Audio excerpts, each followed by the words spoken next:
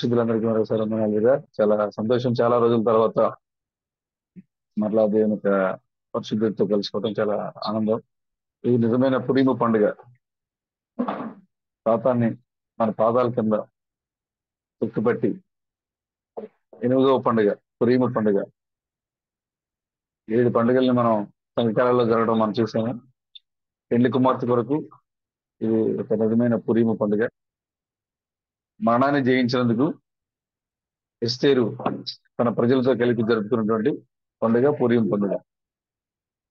కాబట్టి మనం అందరం కూడా మరణాన్ని జయించాం కాబట్టి సాతాను కుట్రలన్నింటినీ కూడా భగ్నం చేసి ఏ సాతాన్ అయితే మనం చంపాలని ప్లాన్ చేశారో వాడి యొక్క ముసుగు తీసి ఈ లోకానికి చూపించి వీడు సాతాను, ఇగో ఈ సంఘాల్లో ఉంది, ఈ వర్తమానం మాట్లాడేది ఈ రూపంలో ఉన్నది, పాస్టర్ రూపంలో, ప్రవక్తల రూపంలో, సంఘాల రూపంలో వాడు ఉండి జనులు మోసం చేస్తున్నాడు అని మనం ఆ యొక్క విందులో వాడి ముసుగు తీసి ఈ లోకాన్ని చూపించి ఇది సాతాను, ఇది క్రీస్తు కాదు, ఇది క్రీస్తు పరిచర్య కాదు, ఇది క్రీస్తు సంఘం కాదు అని మనం వాళ్ళందరి ముందు వాడి ముసుగు తొలగించి చూపించాం. ప్రభువు మనకి మరి ఇప్పటివరకు మన మీద ఉన్నటువంటి మరణాన్ని తొలగించి ఒక కొత్త ఆజ్ఞ, ఎస్తేరు కొరకు ఒక కొత్త ఆజ్ఞ ఇచ్చాడు. ఆశ్వరోషం లక్ష్మణ బ్రదర్, మీకోసం దేవుడికి ఒక కొత్త ఆజ్ఞ ఇచ్చాడు. అది ఆ కొత్త ఆజ్ఞ ఏంటంటే, మీకంటే ముందు, మీకంటే గొప్పగా విశ్వాసం ఇచ్చిన వాళ్ళు, మీకంటే గొప్పగా ప్రభువుని ఆరాధించారు, మీకంటే గొప్పగా సాక్షులుగా ఉన్న వాళ్ళందరూ కూడా మట్టిలో కలిసిపోయారు. కానీ నా కుమారుడైన లక్ష్మణ్ మట్టిలో కలవకూడదు, అతను సజీవంగా ఉండాలి. కాబట్టి అతనికంటే ముందుకు వచ్చిన ప్రతి ఒక్కరు కూడా నా కోసం జీవించారు, కానీ వారు సాతాను బంధించింది, కుట్రతో బంధించింది. కాబట్టి ఆ చట్టం, ఆ ఆజ్ఞ, ఆ రాజు ఆజ్ఞ నా కుమారుడైన లక్ష్మణ్ మీద పనిచేయకూడదు అని మీకోసం ఒక చట్టాన్ని రూపొందించి దేవుడు దాన్ని మీకు ఇచ్చాడు. ఎస్తేరు కోసం, ఎస్తేరు మీద ఉన్న ప్రేమతో అహశ్వరోష రాజు ఏం చేశాడంటే కొత్త చట్టాన్ని రూపొందించి ఎవరైతే మిమ్మల్ని చంపాలనుకుంటున్నారో, ఎవరైతే మిమ్మల్ని చంపుతారు అని మీకు అనుమానం కలిగిందో మీకు ఎలాంటి శిక్ష లేదు దానికోసం అని ఎస్తేరును ప్రేమించినటువంటి అహశ్వరోష రాజు ఒక కొత్త చట్టాన్ని రూపొందించి ఎస్తేరుకి ఇచ్చాడు, ఎస్తేరు జనులకు ఇచ్చాడు. కాబట్టి ఇప్పుడు మనందరం కూడా ఇప్పుడు ఎస్తేరు జనులు ఉన్నాం, సంఘంలో భాగస్వాములు అయినాం మనందరం కూడా. కాబట్టి ఎంతో మనకంటే ముందుగా ఉన్న వాళ్ళందరూ కూడా మరణానికి అప్పగించబడ్డారు. కానీ దేవుడు మనల్ని ప్రేమించి తనకు పెళ్లి కుమార్తెను ప్రేమించి తన పెళ్లి కుమార్తెకి ఇచ్చిన కొత్త చట్టం ఏంటంటే మనకి మరణం లేదు. ఒకవేళ ఏదైనా మన మీద పడాలని శాసనం చూస్తే వాడు మన మీద పడ్డానికంటే ముందే మనమే వాడి మీద పడి వాడిని దాడి చేయొచ్చు మనం. అలాంటి కొత్త చట్టాన్ని దేవుడు మీకోసం ఇచ్చాడు ఆయన. కాబట్టి మరణాన్ని జయించినందుకు గాను, కొత్త చట్టాన్ని రూపొందించినందుకు గాను, అంతఃపురంలో రాజు ఆజ్ఞ లేకుండా వెళ్ళినటువంటి వ్యక్తులందరూ మరణ శిక్ష ఉంటది. కానీ ఆ మరణాన్ని కూడా జయించిన ఎస్తేరుకి కొత్త ఆజ్ఞ ఇచ్చినందుకు గాను పురీం పండుగ వాళ్ళు ఆచరించారు, పురీం పండుగ చేసుకున్నారు. కాబట్టి ఇప్పుడు మనం నిజమైన పురీం పండుగ, నిజమైన విజయోత్సవ దినం, నిజమైన విజయోత్సవ దినం ఇది. కల్వరిలో దేనికోసం అయితే ఆయన ప్రాణం పెట్టారు, అమెరికా వీధుల్లో దేనికోసం అయితే ఆయన కారు యాక్సిడెంట్ లో మన కోసం నల్లగొట్టబడ్డారు, ఇండియా దేశంలోకి వచ్చి మన పాపాలన్నీ భుజం మీద మోసుకొని మరి ఆయన మోసుకొని పోయారు. ఆ యొక్క విజయోత్సవ దినం యొక్క రుజువులు ఇప్పుడు మనం అనుభవిస్తా ఉన్నాం. అక్కడ ముస్లింలో ఒక విజయోత్సవ దినము, అమెరికాలో ఒక విజయోత్సవ దినము, ఇండియాలో ఒక విజయోత్సవ దినము. ఈ విజయోత్సవ దినములన్నిటి యొక్క రుజువు ఇప్పుడు పెళ్లి కుమార్తె అనుభవిస్తా ఉంది. ఇది నిజమైన విజయోత్సవ దినం, నిజమైన పురీము పండుగని ఆచరించేటువంటి యొక్క విజయోత్సవ దినం. ఎందుకు చేసుకుంటాం అంటే మన మరణాన్ని జయించాం, శాతాన్ని జయించాం. మన శత్రువైన హామాను వాడు ఏదైతే మనం చంపాలనుకున్నాడో దాని మీదే వాడు ఉరి తీయబడ్డాడు.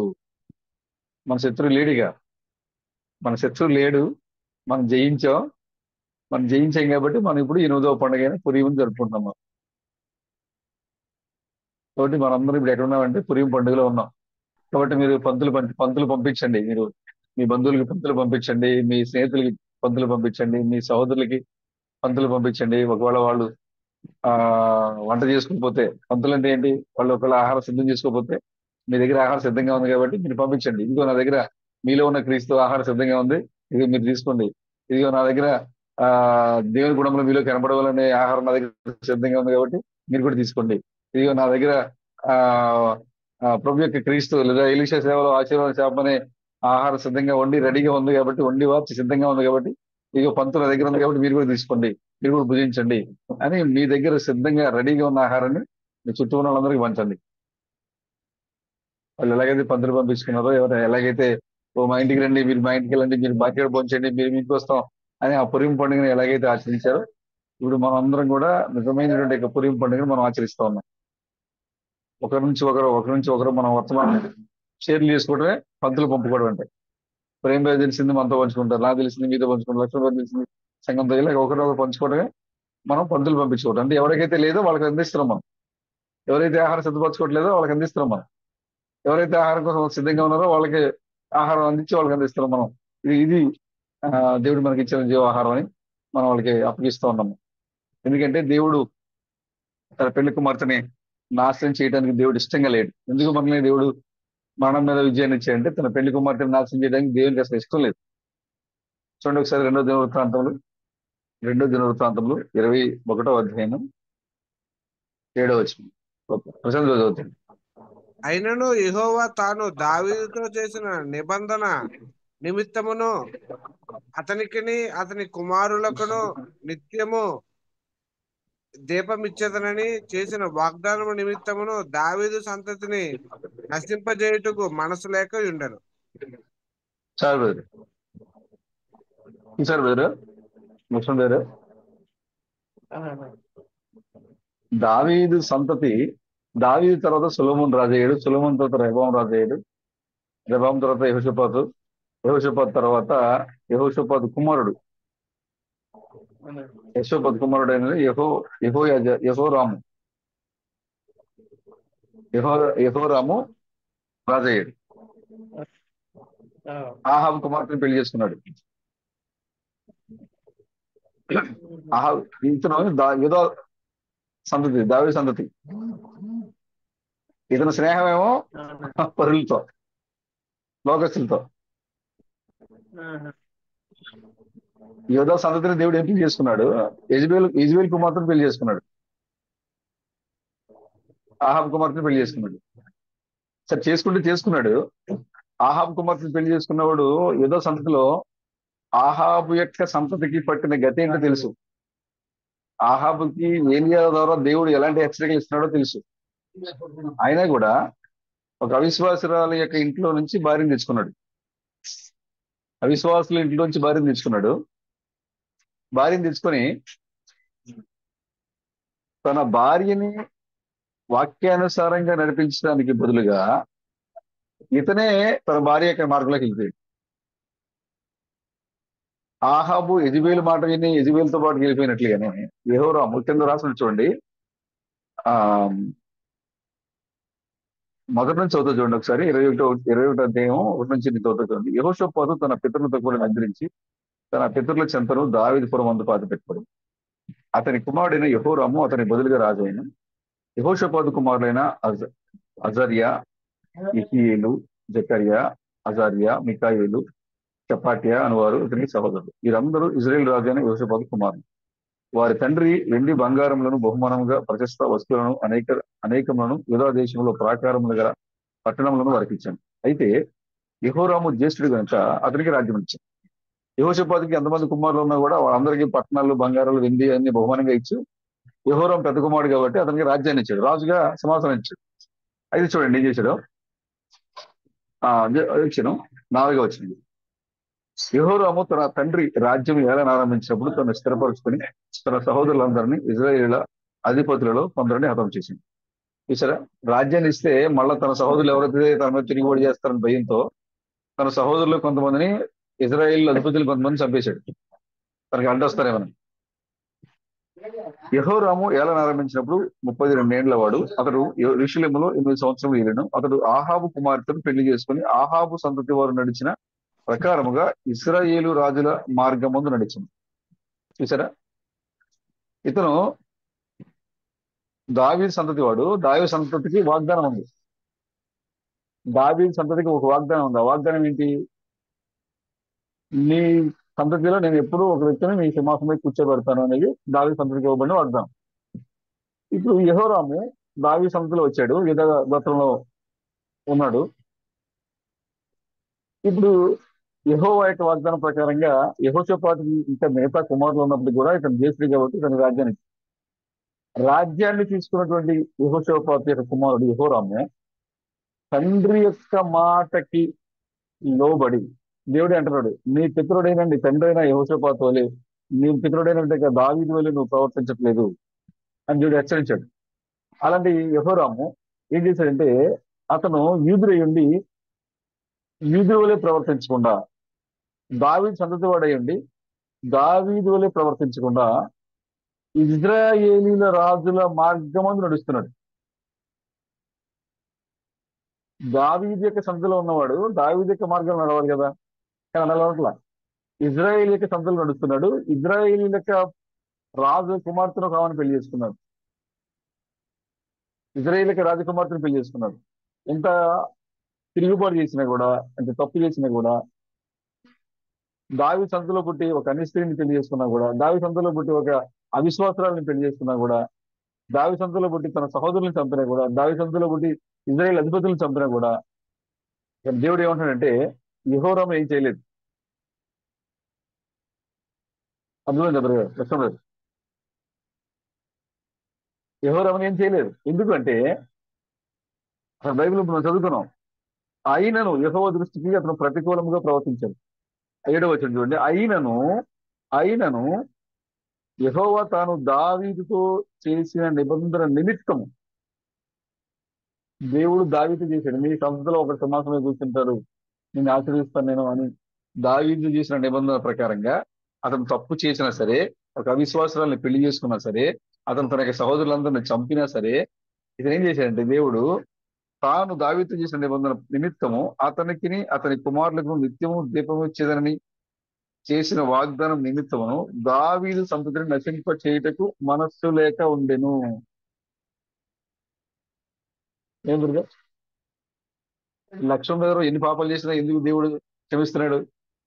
ప్రేమ ఉదయం లేచి సాయంత్రానికి ఎన్ని పాపాలు చేసినా మళ్ళీ సాయంత్రం మోకరించి, ప్రభా ఈ రోజు నేను లేచిన కాడి నుంచి తప్పు చేశాను ప్రభు, నన్ను క్షమించండి ప్రభు, ఓకే మొత్తం క్లీన్ చిట్ ఇచ్చేస్తాడు ఆయన సాయంత్రానికి. ఆ తెల్లారి మళ్ళీ అదే పాపం చేస్తాం మనం, రెండో రోజు మళ్ళీ అదే పాపం చేస్తాం, మళ్ళీ వెళ్తాం మళ్ళీ. ఎందుకు దేవుడు మిగతా వాళ్ళకి క్షమాపణ ఉంటుంది, మనకెందుకు క్షమాపణ ఇస్తున్నాడు దేవుడు? మనం కూడా పాపం చేస్తున్నాం, మనం కూడా తిరుగుబాటు చేస్తున్నాం, మనం కూడా అవిధేయులతో అవిశ్వాసాలతో మనం కూడా తిరుగుతున్నాం. కానీ అవిశ్వాసులు అడిగితే వాళ్ళకి ఒప్పుదలు రావట్లేదు, వాళ్ళకి క్షమాపణ రావట్లేదు. కానీ మనం వెళ్ళి అడిగితే మనకి క్షమాపణ వచ్చేస్తుంది, దొరుకుతుంది మనకి క్షమాపణ. ఎందుకంటే దేవుడు మనకి నిబంధన చేశాడు, దావీదు యొక్క సంతతిని నాశనం చేయడానికి దేవునికి మనస్సు లేదు.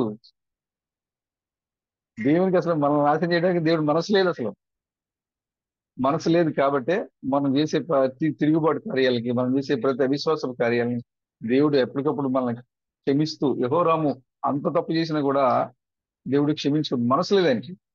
అయితే ఎప్పుడు అలాగే ఉంచాడు యెహోరాముని? ఉంచలేదు. యెహోరాముని కొంత అవకాశం ఇచ్చాడు దేవుడు, తిరుగుబాటు చేసిన, అవిశ్వాసిని పెళ్లి చేసుకున్న, సోదరులలో చంపిన, ఆ ఇశ్రాయేలు రాజుల మార్గంలో నడిచినా కూడా దేవుడు మనసు లేక యెహోరాముని మొత్తకుండా, యెహోరాముని శిక్షించకుండా, యెహోరాము చేతిలోంచి రాజ్యాన్ని తీసేయకుండా యెహోరాముకి సమయం ఇచ్చాడు దేవుడు. కానీ యెహోరాము మారుమనసు పొందలే. మారుమనసు పొందకుండా ఏం చేశాడు చూడండి 8వ వచనంలో, అతని దినములలో ఎదోమీయులు తిరుగుబడి యూదా వారి అధికారము త్రోసివేసి తమకు ఒక రాజుకు చేస్తున్నాగా, యెహోరాము తన చేతి కింద ఉన్న అధికారులను వెంటబెట్టుకొని తన రథములన్నింటిలో బయలుదేరి రాత్రివేళ లేచి తన చుట్టుకున్న ఎదోమీయులను రథాధిపతులను హతం చేశాను. కాగా నేటి వరకు జరుగుతున్న ఎదోమీయులు యూదా వారి చేతి కింద ఉండగా తిరుగుబడింది. యెహోరాము తన పితరుల దేవుడైన యెహోవాను విసర్జించినందున ఆ కాలమందు లిబ్నీయును అని అతని చేతి కింద తిరుగుబడింది. మరియు అతడు యూదా పర్వతములందు బలిపీఠములు కట్టించి యెరూషలేము కాపురస్తులను దేవుని విసర్జించినట్లు చేశాను. యూదా వారిని విగ్రహ పూజలకు లోపరిచాను. చూసారా, క్షమించాడు దేవుడు, మనసు లేదు నాశనం చేయడానికి. కానీ పొరపాటు తెలుసుకోకుండా, మారుమనసు పొందకుండా, పాపాన్ని మరింత విస్తరం చేయటం వల్ల, పాపంలో మరింతగా ముందు కొనసాగిపోవడం వల్ల, ఇజ్రాయిల్ అందరినీ దేవుడు మర్చిపోయినట్లు చేసి విగ్రహ పూజలకు లోపరచడం వల్ల అంతటి ప్రవక్త అయిన ఏలియా ఒక పత్రిక రాసి అతని ఎందుకు పంపింది. నీ పితరుడకు దావీదునకు దేవుడైన యెహోవా సెలవిచ్చినగా, నీవు నీ తండ్రి అయిన యెహోషాపాతు మార్గమునందేను యూదారాజైన ఆసా మార్గమునందేను నడవక ఇజ్రాయేలు రాజుల మార్గం ముందు నడిచి ఆహాబు సంతతి వారు చేసిన వ్యభిచారముల చొప్పున యూదాను యెరూషలేము కాపురస్తులను వ్యభిచరింపజేసి నీకంటే యోగ్యులను నీ తండ్రి సంతతి వరకు నీ సహోదరులను నువ్వు చంపి ఉన్నావు. కాబట్టి గొప్ప తెగులు చేత చూసారా, ఎన్నిసార్లు దేవుడు అవకాశం ఇచ్చినా కూడా మారు మనసు పొందకపోవడం వల్ల దేవుడు క్షమించిన ప్రతి పాపాన్ని లెక్కగట్టి మొత్తం మాయమ చేశాడు. గతంలో ఆయన చేసిన ప్రతి పాపాన్ని లెక్కగట్టి నువ్వు మారు మనసు పొందలేదు కాబట్టి నువ్వు చేసిన ఈ తప్పును బట్టి దేవుడు నీకు దేవుడు నిన్ను శిక్షించబోతున్నాడు అని ఏలియా ఒక లెటర్ వేశాడు.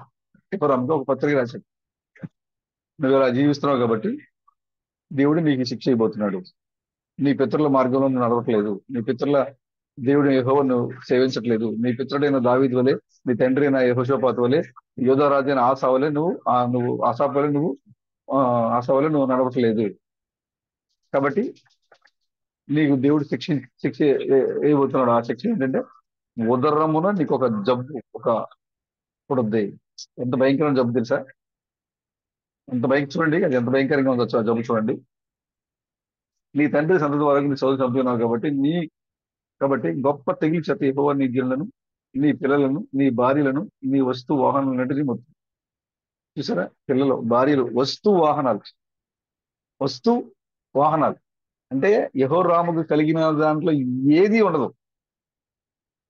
భార్యలు, పిల్లలు, వస్తువులు, వాహనాలు ఏది మిగలదు. అంటే దేవుడు అవకాశం ఇచ్చాడు యెహోరాముకి, కానీ మారు మనసు పొందలేదు, తిరుగుబాటు చేశాడు, సోదరులు చంపాడు, దేవుని ప్రజల్ని కూడా తప్పుదోవ పట్టించాడు, యెరూషలేములో విగ్రహారాధన ప్రారంభించాడు. అప్పుడు ప్రవక్త ఏలియా ఒక లెటర్ రాశాడు అన్నమాట, నీకు దేవుడు శిక్షించబోతున్నాడు అని. చూడండి, నీ వస్తు వాహనం అన్నిటిని మొత్తును, నీవు ఉదరమున వ్యాధి కలిగి మిక్కిలి రోగివై ఉండువు. దినక్రమేణా ఆ వ్యాధి చేత నీ పేగులు పడిపోవును. ఎంత భయంకరమైనటువంటి శిక్ష చూడండి బ్రదర్. నీకు కడుపులో, ఉదరములో నీకు ఒక జబ్బు వస్తుంది. ఆ జబ్బు ఏం చేస్తుంది అంటే క్రమక్రమంగా పెరిగి నీ ఉదరం అంతా కూడా చిక్కిపోయి నీ కడుపులో ఉన్న పేగులు బయటకు వస్తుంటాయి. బతుకున్నందులోనే, మనిషి బ్రతికి ఉండంలోనే కడుపులో నుంచి పేగులు బయటకు ఏడబడుతుంటాయి. అది ఎంత ఎంత భయంకరమైన శాపం బ్రదర్. నువ్వు మారు మనసు పొందకుండా, దేవుణ్ణి వెంబడించకుండా, నీ పితరుల వల్ల ప్రవర్తించకుండా ఉండటమే కాకుండా దేవుని యొక్క ప్రజలను నువ్వు విగ్రహారాధనలో నడిపించావు. కాబట్టి ఏలియా అంటున్నాడు, దేవుని ప్రవక్త ఏలియా లెటర్ రాశాడు, నీ ఉదరమున ఒక వ్యాధి కలుగుద్ది, క్రమక్రమేపీ అది పెరుగుద్ది, నీ కడుపులో ఉన్న పేగులు బయటకు వస్తాయి అని చెప్పించాడు. ఎంత చూడండి ఎంత దేవుడు అసలు ఎంత మనసు లేదు అసలు యెహోరాముని, అనగా దావీదు యొక్క సంతతిలో పుట్టినటువంటి యెహోరాముని నాశనం చేయడానికి దేవునికి మనసు లేదు. అయినా కూడా దేవుని మనస్సు లేని దేవుని నొప్పించాడు యెహోరాము. ఎలా అంటే తను పాడటమే కాకుండా, తను ఇజ్రాయేల్ మార్గంలో, దేవుని మార్గంలో కాకుండా ఇజ్రాయేల్ యొక్క రాజుల మార్గంలో నడటమే కాకుండా, తన దేవుని యొక్క ప్రజలైనటువంటి ఇజ్రాయేలీని విగ్రహారాధనలకు నడిపించాడు. విగ్రహారాధనలు నడిపించడం వల్ల దేవుడు తన ప్రవక్త ద్వారా యెహోరాముకి ఇచ్చిన హెచ్చరిక. చూడండి, దావీదు సంతతిగా ఉన్న మనకైతే మరణం లేదు. యెహోరాము పొందినటువంటి స్థితి కంటే గొప్ప స్థితిని దేవుడు మనకి ఇచ్చాడు. అదేంటి అంటే ప్రభు యేసుక్రీస్తు యొక్క రక్తము, ప్రభు అయిన క్రీస్తు బ్రహ్మం యొక్క రక్తము, ప్రభు అయినటువంటి క్రీస్తు బ్రహ్మం యొక్క రెండోసారి పరిచయలో వచ్చిన సందేశం. ఈ సందేశాలు యెహోరాముకి లేవు. కాబట్టి యెహోరాము ఎన్నిసార్లు హెచ్చరించినా కూడా వినలేకపోయాడు. మనం ఒకవేళ పొరపాటు చేసినా కూడా వాక్యం ఎప్పుడైతే మనం హెచ్చరిస్తా ఉందో మనం వెంటనే సరి చేసుకుంటాం. కాబట్టి ఇప్పుడు నిజమైన దావీదు సంతతిగా ఉన్న లక్ష్మణ్ గారిని నాశనము చేయడానికి దేవునికి మనసు లేదు. దేవునికి మనసు లేదు కాబట్టి లోకానికి అర్థం కాని విషయాన్ని, లోకం గ్రహించలేని విషయాన్ని, లోకము ఎన్నడూ వినటువంటి విషయాన్ని లక్ష్మణ్ బ్రదర్ని కూర్చోబెట్టి, ఇంట్లో కూర్చోబెట్టి, గదిలో కూర్చోబెట్టి ఆయన వ్యక్తిగత అనుభవంతో దేవుడు బ్రదర్తో మాట్లాడుతున్నాడు. ఎందుకంటే లక్ష్మణ్ బ్రదర్ నాశనం అయిపోవడం ఆయనకు అసలు ఏమాత్రం ఇష్టం లేదు. విమోచన లేక నాశనం అయిపోవడం ఆయనకి ఇష్టం లేదు. రక్షణ లేకుండా నాశనం అయిపోవడం ఆయనకి ఇష్టం లేదు. ఏడుగురిని యొక్క రహస్యం దేవుని యొక్క కొత్త పేరు తెలియకుండా నాశనం అయిపోవడం ఆయనకి ఇష్టం లేదు. అందుకోసమే బ్రదర్ని ఎక్కడున్నా దేవునికి చిత్తంలో ఉన్నటువంటి సహోదరి సహోదరులు ఎంత దూరంలో ఉన్నా ఎక్కడున్నా కూడా దేవుడు వారితో వ్యక్తిగతంగా సంధించి ఆ వాక్యాన్ని వాళ్ళకి బయలుపరిచి తను వాళ్ళకి బయలుపరుచుకుని వారిని నాశనం చేయడం ఇష్టం లేదు కాబట్టి ఎక్కడో ఉన్న సహోదరు దగ్గరికి వర్తమానం పంపించి అక్కడ వ్యక్తిగతంగా మాట్లాడుతూ మొదలుపెట్టాడు దేవుడు. కాబట్టి మనము ఎప్పుడైతే వాక్యం మనకు హెచ్చరించిందో ఇది తప్పు ఇది ఒప్పు అని ఎప్పుడైతే మనకి వాక్యం మనకు చూపిస్తుందో దానికి మనం ఒబే అయిపోవాలి, దాని ప్రకారంగా మనం జీవించుకుంటూ వెళ్ళిపోవాలి. ఇంకే మనం యెహోరామును చూసి మనం నేర్చుకోవాల్సింది ఏంటంటే నీ తప్పునైతే దేవుడు ఎన్ని మార్లు పడిపోయినా కూడా క్షమించగలుగుతాడు. నువ్వు నీ తప్పుని నువ్వు ఎన్ని మార్లు పడిపోయినా కూడా దేవుడు నీకు క్షమాపణ ఇచ్చగలుగుతాడు. కానీ ఆ సమయం ఇప్పుడు లేదు. అయినా కూడా ఒకవేళ నీ మీద ప్రేమ కలిగినాడు కాబట్టి సమయం ఉన్నంతసేపు ఒకవేళ నువ్వు మారుమనసు పొందితే దేవుడికి నిన్ను అంగీకరిస్తూ ఉంటాడు తన కుమారుడిగా. కానీ ఎప్పుడైతే నువ్వు దేవుని సంఘాన్ని, దేవుని బిడ్డల్ని నువ్వు కాకుండా దేవుని బిడ్డలను నాశనం చేయడానికి నువ్వు పూనుకుంటావు, అప్పుడు యెహోరాము వలె కుదరని రోగం వస్తుంది. నీవు పడిపోయి మారుమనసు పొందితే క్షమాపణ ఉంది. నువ్వు పడిపోతూ నీ పక్కన ఉన్న సహోదరుని కూడా పాపంలో పడేసి, నీ పక్కన ఉన్న సహోదరుని కూడా వాక్యంలో తప్పించేసి, నీ పక్కన ఉన్న సహోదరుల్ని ఈ గడియక వర్తమానం కాకుండా వేరే గడియ వర్తమానంలో నడిపించడానికి నువ్వు ప్రయత్నం చేస్తావో వారందరికీ కూడా యెహోరాము లాంటి గతే పడుతుంది. ఎలాంటి గతి అంటే ఉదరమున జబ్బు కలిగి కుళ్ళిపోయి పట్ట పీగులు బ్రతికి ఉండంగానే బయటకు చేరబడుతుంది. అసలు ఎంత ఎంత చూడండి, దేవుడు చూడండి, మీరు ఎంత తప్పులు చేసినా కూడా మీకు క్షమాపణ ఇస్తారు. కానీ మీ విశ్వాసము పక్క వారి యొక్క విశ్వాసానికి గందరగోళం చేసేదిగా ఉంటే కనుక ఖచ్చితంగా దానికి తగిన ప్రాణం నువ్వు పొందుకోవాల్సిందే. కాబట్టి సహోదరులతో మీరు ఉండేటప్పుడు మీ యొక్క ప్రవర్తన ద్వారా కానీ, మీ పిల్లల ద్వారా కానీ, మీ నడవడిక ద్వారా కానీ వాళ్ళు మందిరం నుంచి వెళ్ళిపోయే విధంగా లేదా వాళ్ళ మందిరంలో వాక్యం విడిచిపెట్టే విధంగా, అయ్యో ప్రేమ బ్రదర్ని బట్టి నేను అసలు సంఘానికి రాను, ప్రేమ బ్రదర్ ఈ తప్పులో ఉన్నాడు నేను చింతిను అనే విధంగా మీ ప్రవర్తన ఉంచుకోవద్దు. ఒకవేళ మిమ్మల్ని బట్టి ఒక సహోదరుడు ఒక సహోదరి ఆరాధన మానేశారు, సంఘం మానేశారు అంటే దేవుడు దాన్ని అసలు క్షమించుకుంటాడు. కొంతమంది అవిశ్వాసులు ఉంటారు, వాళ్ళ గురించి కదా అన్నమాట. విశ్వాసులుగా ఉండి దేవుని యొక్క వాక్య ప్రకారంగా నడుచుకునేటువంటి యొక్క సహోదరుల యొక్క విశ్వాసాన్ని కలవలపరిచే విధంగా నీ ప్రవర్తన ఉంటే కనుక యెహోరాము శాపం నీ మీద వస్తుంది. కానీ దావీదు సంతతిని నాశనం చేయడానికి దేవుడికి అసలు ఏమాత్రం ఇష్టం లేదు. నువ్వు నిజంగా దావీదు సంతతి అంటే నువ్వు పొరపాటు చేయవు. దావీదు వలె నువ్వు కూడా యెహోషాపాతులాగా ఒకవేళ తప్పు చేసినా మారు మనసు పొందుతావు. సొలొమోను లాగా తప్పు చేసినా ఒకవేళ మారు మనసు పొందుతావు. ఆసాలాగా ఒక తప్పు చేసినా నువ్వు మారు మనసు పొందగలుగుతావు. నువ్వు దావీదు సంతతి అయి ఉంటే. యెహోరాము కూడా దావీదు సంతతి, కానీ తప్పును సరి చేసుకోలేదు. అయినా కూడా దేవుడు మనసు లేదు నాశనం చేయడానికి. బడిపడమే కాకుండా అనేక మంది ఇశ్రాయేలీయుల్ని విగ్రహారాధన వైపు నడిపించాడు. అప్పుడు దేవుడు తన ప్రవక్తను లేపి ఒక లెటర్ రాశాడు, నువ్వు చేసిన తప్పు, నీ నీ సంతతి, నీ పిల్లలు, నీ భార్యలు, నీ వస్తు వాహనాలు అన్ని కూడా నేను శత్రువుగా అప్పగిస్తున్నాను. నేను ఏమీ లేదు ఇక బ్రదర్, కుటుంబం లేదు, ఇక వస్తు వాహనాలు కూడా లేవు. ఇది యెహోరాము వస్తువు అంటకి లేదు, ఇది యెహోరాము వాహనం అంటకి లేదు, మొత్తం అప్పగించేశాడు దేవుడు. ఒకే ఒక కారణం ఏంటంటే తను పడిపోవటమే కాకుండా సహోదరులని కూడా తప్పులో పడేయటం వల్ల యెహోరాముకు వచ్చినట్టు శాపం. కాబట్టి దావీదు సంతతిలో ఉండి జాగ్రత్తగా ఒకవేళ పొరపాటు చేస్తే, ఓ ప్రభు నేను పొరపాటు చేశాను నేను, కాబట్టి ఇదిగో నేను నా తప్పు నేను ఒప్పుకుంటాను, నా వల్ల సంఘంలో ఎవరికి గెలిబిలు అవ్వకూడదు, నా వల్ల సహోదరులు గెలిబిలు అవ్వకూడదు, నా వల్ల ఇబ్బంది పడకూడదు, నేను ఈ విధంగా చేయకూడదు అని మనం దేవుని సన్నిధిలో దేవుని యొక్క ఎదుట మనం పశ్చాత్తాపంతో ఒప్పుకుంటే నీ తప్పుని క్షమించగల దేవుడు మనతో ఉన్నాడు. దావీదు సంతతిని నాశనం చేయడానికి దేవునికి ఏమాత్రం ఇష్టం లేదు. లక్ష్మణ బ్రదర్ నాశనం చేయడానికి దేవునికి ఇష్టం లేదు. దేవునికి ఇష్టం లేదు. చూడండి యెహోరాము చూడండి, దావీదు సంతతిలో పుట్టినవాడు. దావీదు పురంలో రాజుల యొక్క సమాధుల దగ్గర అతను సమాధి చేయబడాలి. కానీ అతను తప్పు చేయటం వల్ల, యెహోరాము తప్పు చేయటం వల్ల, చూడండి అది రాసి చూడండి అక్కడ 17 వచ్చిన మనం చదువుకుంటున్నాం కదా. 15, నీవు ఉదరము వ్యాధి కలిగి మిక్కి రోగివై ఎందువు, దిన క్రమేణా ఆ వ్యాధి చేత నీ పేగులు పడిపోవును. మరియు యెహోరాము మీదకి ఫిలిష్తీయులను, కూషీయులను, చేరువనున్న అరబీలను రేపగా వారు యూదా దేశం మీదకి వచ్చి దానిలో చిక్కబడి రాజు నగరనందు దొరికిన సమస్త పదార్థములను, అతని కుమారులను, భార్యలను పట్టుకుని పోయింది. అతని కుమారులలో కనిష్ఠుడైన యహాజు తప్ప అతనికి ఒక్క కుమారుడైనను ఇవ్వబడలేదు. ఇదంతయు అయిన తరువాత యెహోవా ఉదర చాలని వ్యాధి చేత అతన్ని ఉదరమున ముత్తినందున 2 సంవత్సరములు వ్యాధి బలమగుచు వచ్చి ఆ వ్యాధి చేత అతని పేగులు పడిపోయి బహువ్యాధులు నొందొచ్చు అతను మరణమైంది. చూసారా ఎంత శ్రమ. అతని జనులు అతని పితరులకు చేసిన ఉత్తర క్రియలు అతనికి చేయలేదు.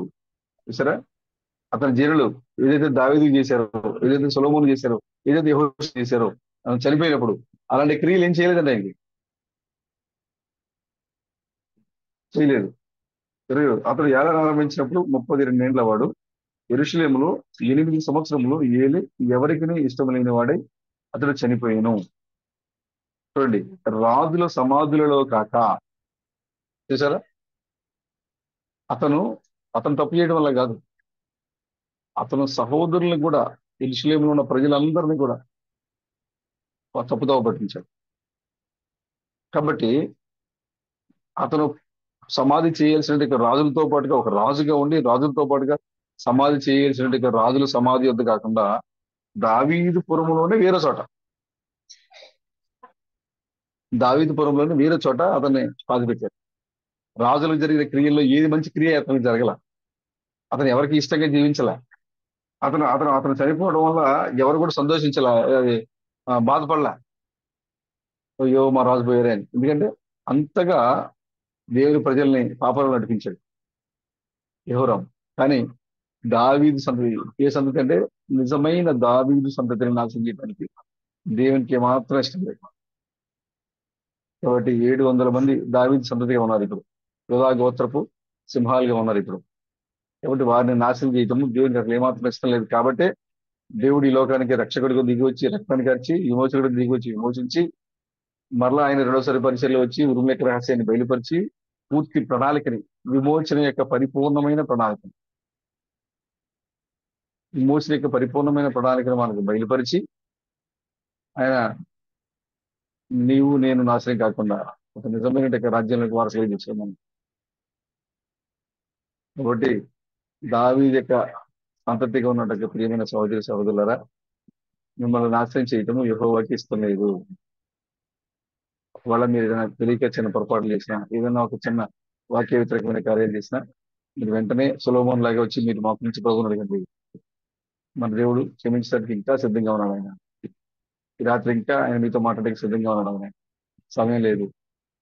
ఒకవేళ ఏదైనా మనం తెలియకుండా ఏదైనా పొరపాటు చేస్తే, ఒకవేళ ఏదైనా వాక్య విరోధమైన కార్యాలు చేస్తే, ప్రభువా ఇదిగో నేను ఈ విధంగా చేశాను అని వెంటనే మనం పశ్చాత్తపడినప్పుడు మన పాపాలను క్షమించగల దేవుడు మన కోసం సిద్ధంగా ఉన్నాడు. అలా కాకుండా నీ తప్పును సరి చేసుకొని సరిదిద్దుకొని దాన్ని మేము ఇంకా నీ తప్పుని ఒప్పుగా చేయాలని ప్రయత్నం చేస్తూ ఆ తప్పులోనికి మరి కొంతమందిని సహోదరులు నడిపించాలని ప్రయత్నం చేస్తే కనుక జాగ్రత్త. ఇది క్షమించలేని పరిశుద్ధాత్మ చూస్తే క్షమాపణ లేని కాలం ఇది. కాబట్టి దావీదు యొక్క సంతతిగా ఉన్నటువంటి సహోదరులారా, ఎందుకు మీకు ముద్రలు బయలుపరచబడ్డాయి? ఎందుకు ఉరుముల యొక్క రహస్యం బయలుపరచబడింది? ఎందుకు దేవుడు మీకోసం ఈ లోకానికి అర్థం కాని రెండో రకాన్ని మీకు బయలుపరిచాడంటే, మీరు నాశనం అవటం ఆయనకి ఇష్టం లేదు. అందుకోసమే ఆయన నీకోసం దిగుచ్చి ముద్రలు పగలగొట్టి రహస్యాన్ని బయలుపరిచి మిమ్మల్ని జీవం గల పెళ్లి కుమార్తెగా సజీవు లెక్కలో ఉంచాడు. ఆయన మీ జీవాన్ని ఆయన చేతిలో ఉంచుకున్నాడు. మీ జీవం మీ చేతిలో లేదు. మీ జీవం మీ చేతిలో ఉంటే మీరు కోల్పోతారు, మీరు పోగొట్టుకుంటారు. కానీ మీ జీవం ఆయన చేతిలో పెట్టుకున్నారు. అక్కడ డిపాజిట్ చేసాం మనం. మన ఇన్వెస్ట్మెంట్స్ అన్నీ ఎక్కడ ఉన్నాయి? దావీదు చెప్తారు, కీర్తనలో చెప్తారు, నా జీవం ఆయన మూటలో భద్రపరచుకోవడం. నా జీవం నా దగ్గర లేదు, నా జీవం ఆయన దగ్గర ఉంది. అంటే మన జీవం ఎందుకు మనం పోగొట్టుకోలేకపోతున్నాం? ఎందుకు లక్ష్మణ్ గారు తన ప్రాణాన్ని పోగొట్టుకోలేకపోతున్నాడు? ఎందుకు ప్రేమ గారు తన ప్రాణాన్ని పోగొట్టుకోలేకపోతున్నాడు? ఒకవేళ ఆయన చేతిలో ఉంటే ఆయన కోల్పోతాడు. ఎందుకంటే వాడు యుక్తి తెలియనివాడు కదా. ఈ ప్రపంచం మీద తిరిగేవాడు యుక్తి తెలియనివాడు కాబట్టి ఏదో మాయమాట చెప్పేసి మన జీవమునకు తల్లి అవ్వనే వాడు మోసం చేశాడు. ఇంత డైరెక్ట్ గా అసలు మనుషుల ప్రమేయం లేకుండా దేవుని స్వహస్తాలతో రూపొందించబడిన అవ్వనే వాడు మోసం చేశాడు మాయమాటలతో. ఆ? మరి ఈ లోకంలో ఈ జనాలను మోసం చేయడం వాడు ఈజీగా ఇంకా. కాబట్టి మన జీవం మన చేతిలో ఉంటే మన దగ్గరికి వచ్చి వాడు ఏం చేస్తారంటే మన దగ్గర ఇచ్చకపు మాటలు చెప్తారంట. వాడు ఇచ్చకపు లాలన మాటలు ఇచ్చకపు మాటలు చెప్పి లక్ష్మణ్ గారు అది బాగుంది ఇది బాగుంది దేవుడు నీకు ఏమని చెప్పాడా నీకని చెప్పాడు. అప్పుడు మనం ఏం చేస్తాం అవలాగా చెప్పాడు అని చెప్పేస్తాం మనం. అప్పుడు వాడు ఏం చేస్తారంటే ఓహో అంటే దీంట్లో ఏదో మరం ఉంది దేవుడికి చేయొద్దన్నాడా అయితే ఇందులో ఏదో మరం ఉన్నది అయితే నువ్వు చెయ్యి కానీ దేవుడు చెప్పాడు చెయ్యి. దానికి కొద్ది కనిపించి కొద్ది చెరిపించి నీకు అర్థం కాకుండా ఓహో ఇది బాగానే ఉందిగా అన్నట్టుగా చేస్తాడు. అవ్వగా ఏం చేసింది? దేవుడు ఏమన్నా నీకేమన్నా చెప్పాడా అవ్వా ఇందులో ఏమన్నా తినొద్దన్నాడా ఎక్కడ చేయొద్దన్నాడా అంటే అవ్వ ఏం చేసింది? చెప్పాడు. ఏం చెప్పాడు? ఇది మాకు అన్నిటి మీద అధికారం ఇచ్చాడు కానీ ఇది ఈ చెట్టు ఒక్కదానికి మాకు అధికారం ఏం లేదు దీన్ని తినొద్దన్నాడు ఆయన అని చెప్పాడు. వెంటనే ఏం చెప్పింది తెలుసా? అంటే వాడు ఇచ్చగలిగాడు కాబట్టి ఇందులో దేవుడు వద్దుతున్నాడు అంటే ఇందులో ఏదో ఉంది అని వెంటనే "ఓయ్, ఇది తినాలి ఇది తింటే మీరు చావనే చావరు. దేవుడు ఏం చెప్పారు? ఇది తినమని మీరు నిశ్చయముగా చచ్చెదరు అని దేవుడు చెప్తే వాడేం చెప్తున్నాడు? మీరు తినండి మీరు చావనే చావరు పైగా ఏమన్నాడు తెలుసా? మీరు దేవదూతల వలే ఉంటారు మీకు తెలుసా ఈ పండు తింటే అన్నాడు. అది ఎంత అడ్వాన్స్ ఆలోచించారు చూసారు ఎవరు? దేవుడు ఇచ్చాడు తెలివితేటలు వాడికే వాడు ఆలోచించట్లేదు కానీ అంత అడ్వాన్స్ గా ఆలోచించి తెలివితేటలు దేవుడే ఇచ్చింది. వాడు చూడండి ఏమన్నాడు? చివరి కాలంలో అబ్రహాము తెలుసు చివరి కాలంలో మనుషులు దేవుడిలాగా ఉంటారని. కానీ వాడు అప్పుడే చెప్తాడు ఏదేలో లేదు నువ్వు ఇది తింటే చావవు ఈ పండు తింటే మీరు వాడికి తెలియదు. అడిగాడు వచ్చి చూడండి ఒకసారి రాజకీయంగా చూడండి వాడు ఏమడిగాడు చూడండి ఒకసారి. అది చాలా ఆశ్చర్యంగా ఉంటుంది బ్రదర్. వాడికి తెలియదు. వాడు తిరిగికుండా అవ్వ చెప్తే దానికి అనువాదం చేస్తున్నాడు. 3వ అధ్యాయము 1 చదవండి. దేవుడైన యెహోవా చేసిన సమస్త భూజంతువులలో సర్పము యుక్తి గలదై ఉండెను. అది ఆ స్త్రీతో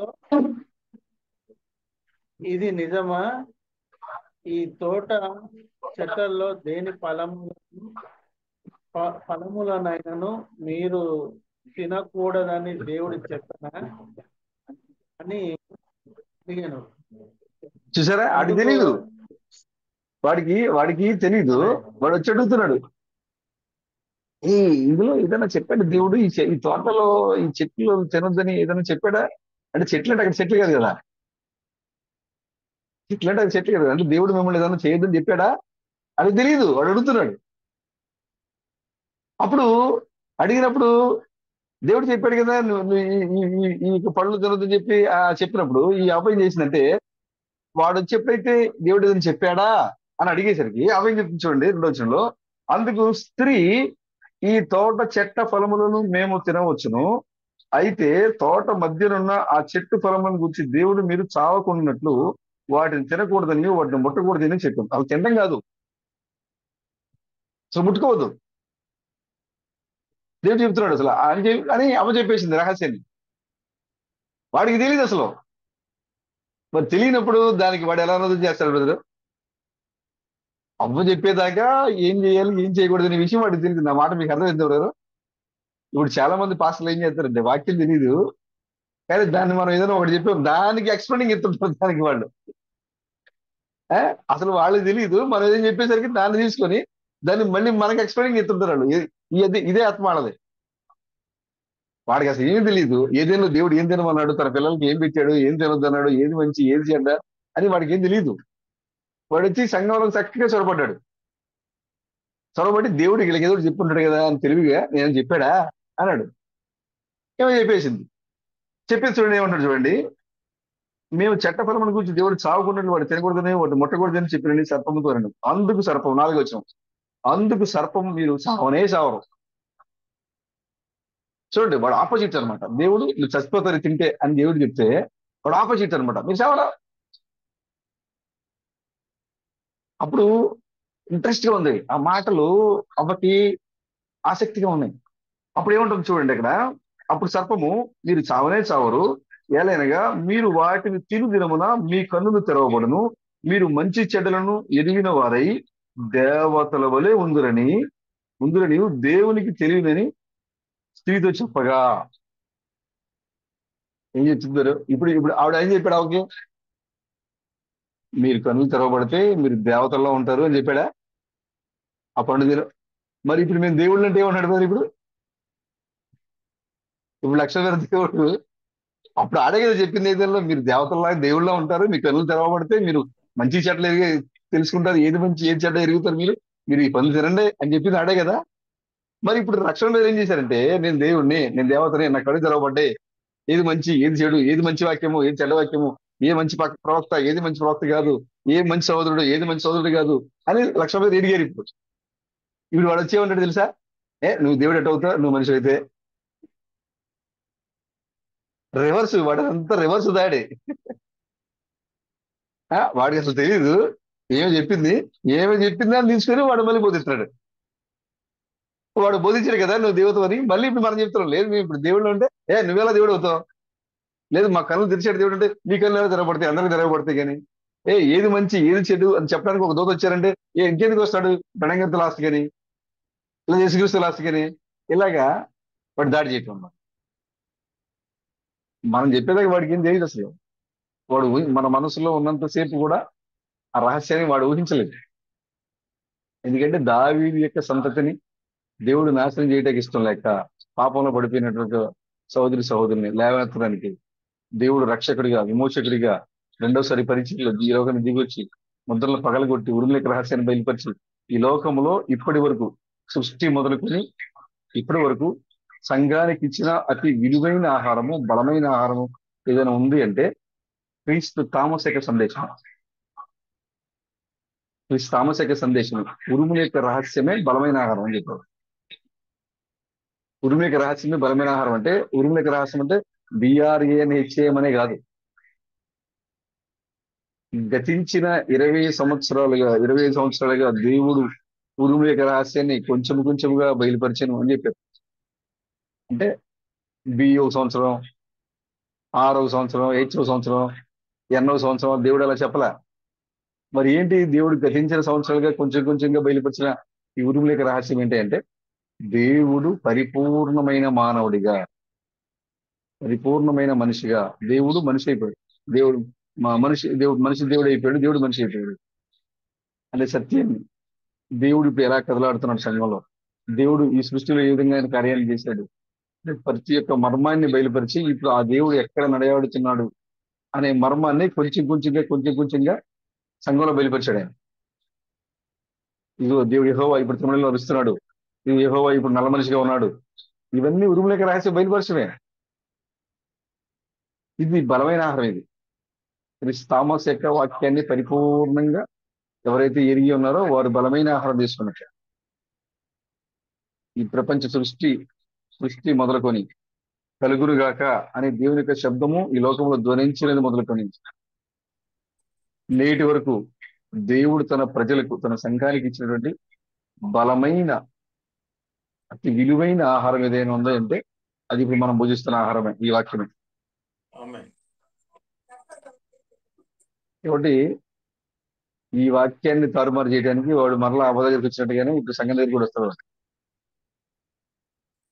నీ దగ్గర కూడా వస్తాడు. వాడికి ఏం తెలియదు, మనం చెప్తేనే తెలుసుకుంటాడు. ముద్రల గురించి చెప్పామనుకో, తెల్లగుర్రం, నల్లగుర్రం, ఎర్రగుర్రం, పాండురవర్ణ గుర్రం అని చెప్పామనుకో, అవునా, ఈ తెల్లగుర్రం అంటే దేవుడే, సంఘమే, దాని గర్వం చేస్తుంది. ఉరుములేక రహస్యం, ఇది దేవుడే, ఇది వేసే మనిషి కుమారుడు పోలినవాడు, ఇది వేసే. వాడికి తెలియదు అసలు మనిషి కుమారుడు పోలినవాడు ఇంకో ఆయన బైబిల్లో ఉన్నాడు సంగతి వాడికి తెలియదు. మనం చెప్పిన తర్వాత చెప్తారు, మనిషి కుమారుడు చేసే, మనిషి కుమారుడు పోలినవాడు వేసే అంటారు. జాస్ కుమారుడు చేసే, అదితి కుమారుడు చేసే అంటాడు. అసలు వాడికి తెలియదు ఈ రెండు డిఫరెన్స్ ఉన్నాయన్న సంగతి వాడికి తెలియదు. మనం చెప్పిన తర్వాత తెలిసింది దానికి. దానికి వాడు మనకి ఆలోచన చేస్తాం. నేను రమేష్ గారు చెప్తారు, మనిషి కుమారుడు పోలినవాడు మనిషి కుమారుడు అని చెప్తుంటే ఇది చేసే అది చేసే అని చెప్తున్నాడు బ్రదర్కి. నేను చెప్పాను మనం అవును బ్రదర్, మనిషి కుమారుడు చేసే మనిషి కుమారుడు పూర్ణివాడు చేసే కరెక్టే, నువ్వు చెప్పింది కరెక్ట్. ఆమె నేను కూడా ఆమె చెప్తున్నా, మనిషి కుమారుడు చేసే మనిషి కుమారుడు పూర్ణివాడు కూడా ఏసే. ఆమె ఆమె అయితే ఆ యేసు మనిషి కుమారుడుగా ఉన్నప్పుడు ఆ యేసు యూద వస్త్రాలతో ఉన్నాడు. మనిషి కుమారుడుగా పోలిన వాడిగా ఉన్న ఆ యేసు ఇప్పుడు అన్ని వస్త్రాలతో ఉన్నాడు. ఏసే అంటే ఇంక లాక్ అయిపోతాడు కదా, అప్పుడు లాక్ అయిపోతాడు, ఇంక మాట్లాడటం ఉండదు కాబట్టి. వాడు తెలివిగా మనతో మాట్లాడుతూనే అనుకుంటాడు. మనల్ని ఏమనుకుంటారంటే వాళ్ళు మనం ఏదో తప్పు బోధించేస్తున్నాం అనుకో, దేవుడు బోధించేస్తున్నాం అనుకుంటారు వాళ్ళు. కానీ ఎప్పుడైతే అవునండి బ్రదర్, మనిషి కుమారుడు చేసే మనిషి కుమారుడు పోలినవాడు చేసే, అతిథి కుమారుడు చేసే జస్ట్ కుమారుడు చేసే. కానీ అతిథి కుమారుడు యుధ వస్త్రాలతో వచ్చాడు, జస్ట్ కుమారుడు అన్ని వస్త్రాలతో వచ్చాడు. వాళ్ళు లాగైపోతారు ఇక్కడ, ఇక వాళ్ళు మనతో మనతో మాట్లాడకుండా ఇక్కడ. కాబట్టి మనం చెప్పేదాకా వాడికి తెలుసుకోలేడు బ్రదర్. మనం చెప్పిన తర్వాత మన మాటలను బట్టి మనం చిక్కిపెట్టడానికి కూడా చూస్తాం. మన మాటలను బట్టి మనం బోధించే బోధన బట్టి మన మాటలు తీసుకుని మనం చిక్కిపెట్టడానికి కూడా చూస్తాం. కానీ అక్కడ క్రిస్పరంగా చెప్పారు, ఏదేంలో అవ్వ పడిపోయింది, నైసియాలో అవ్వ పడిపోయింది. కానీ ఇప్పుడు వచ్చిన ఈ అవ్వ పడిపోయే అవ్వ కాదు, పడేసే అవ్వ. ఈ అవ్వ పడిపోయే అవ్వ కాదు, పడేసే అవ్వ. ఎలా పడేస్తుంది? వాడు పీకి మీద, వాడి తల మీద కాలేసి తొక్కి అవ్వ. శ్రీమంతుడైన యేసు పొలిగారు అంటారు, శ్రీమంతుడైన యేసు సాతాన్ని మన పాదం కింద శీఘ్రముగా తొక్కించినట్టే. అక్కడ ఆ అవ్వేమో వాడి మాటకు చెవిగేసింది, పడిపోయింది అక్కడ. ఇక్కడ నైసియా సభలో ఈ అవ్వేమో వాడి మాటకు చెవిగింది. ఓ అది వాక్యమే, ఇది వాక్యమే అని నైసియా సభలో చెప్పేసరికి అప్పుడు దాకా ప్రాణత్యాగం చేసిన సంఘం ఒకసారిగా అన్యత్వంలో కలిసిపోయింది, క్రైస్తవం మరియు అన్యత్వం కలిసిపోయింది. కానీ ఇప్పుడు ఉన్నటువంటి ఈ సంఘం, ఇప్పుడు ఉన్నటువంటి ఈ అవ్వ ఎవరి ద్వారా మోసపోయేటువంటి సంఘం కాదు, అవ్వ కాదు. ఎందుకంటే అక్కడ చూడండి, ఆదాములోంచి తీయబడిన అవ్వ నారీగా పిలువబడింది. నాలోంచి తీయబడింది కాబట్టి ఈమె నారీ అనబడును అని చెప్పాడు ఆదాం. వృధరాశలు చెప్పాడు అవ్వను చూసి. కానీ ఆ అవ్వ పడిపోయింది, ఆ అవ్వను బట్టి ఆదాం పడిపోయింది. ఇప్పుడు ఇక్కడ మరలా కల్వరిలో బళ్ళంతో పొడిచినప్పుడు నీరు మరియు రక్తం వచ్చింది. నీరు మరియు రక్తం వచ్చినప్పుడు ఆ నీరు మరియు ఈ లోకానికి నీరు మరియు రక్తమే కనపడింది. స్పష్టంగా చెప్తున్నారు, నీరు మరియు రక్తమే కనపడింది ఈ లోకానికి. కానీ ఆ నీరు మరియు రక్తంతో పాటుగా అవ్వలోంచి ఆదాం వేరు తీసినట్లుగానే దేవుడు పెంతుకు సంఘాన్ని క్రీస్తు నుంచి తీశారు. సంఘం బయటకు వచ్చింది కదా, అవ్వ బయటకు వచ్చింది.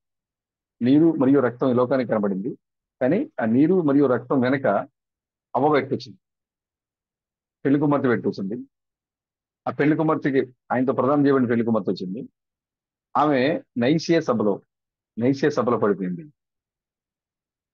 నైసియా సభలో పడిపోయింది ఆమె అని ఈశ్వరంగా చెప్తున్నారు. ఇప్పుడు ఈ మూడో అవ్వ పడిపోయే అవ్వ కాదు. ఈ మూడో అవ్వ అమెరికా వీధుల్లో కార్ యాక్సిడెంట్ లో 2 కార్లు బలంగా ఢీకొన్నప్పుడు, ఆయన శరీరంలో ఎముకలు తిరిగి ఆయనకే గుచ్చుకున్నప్పుడు, ఈ లోకానికి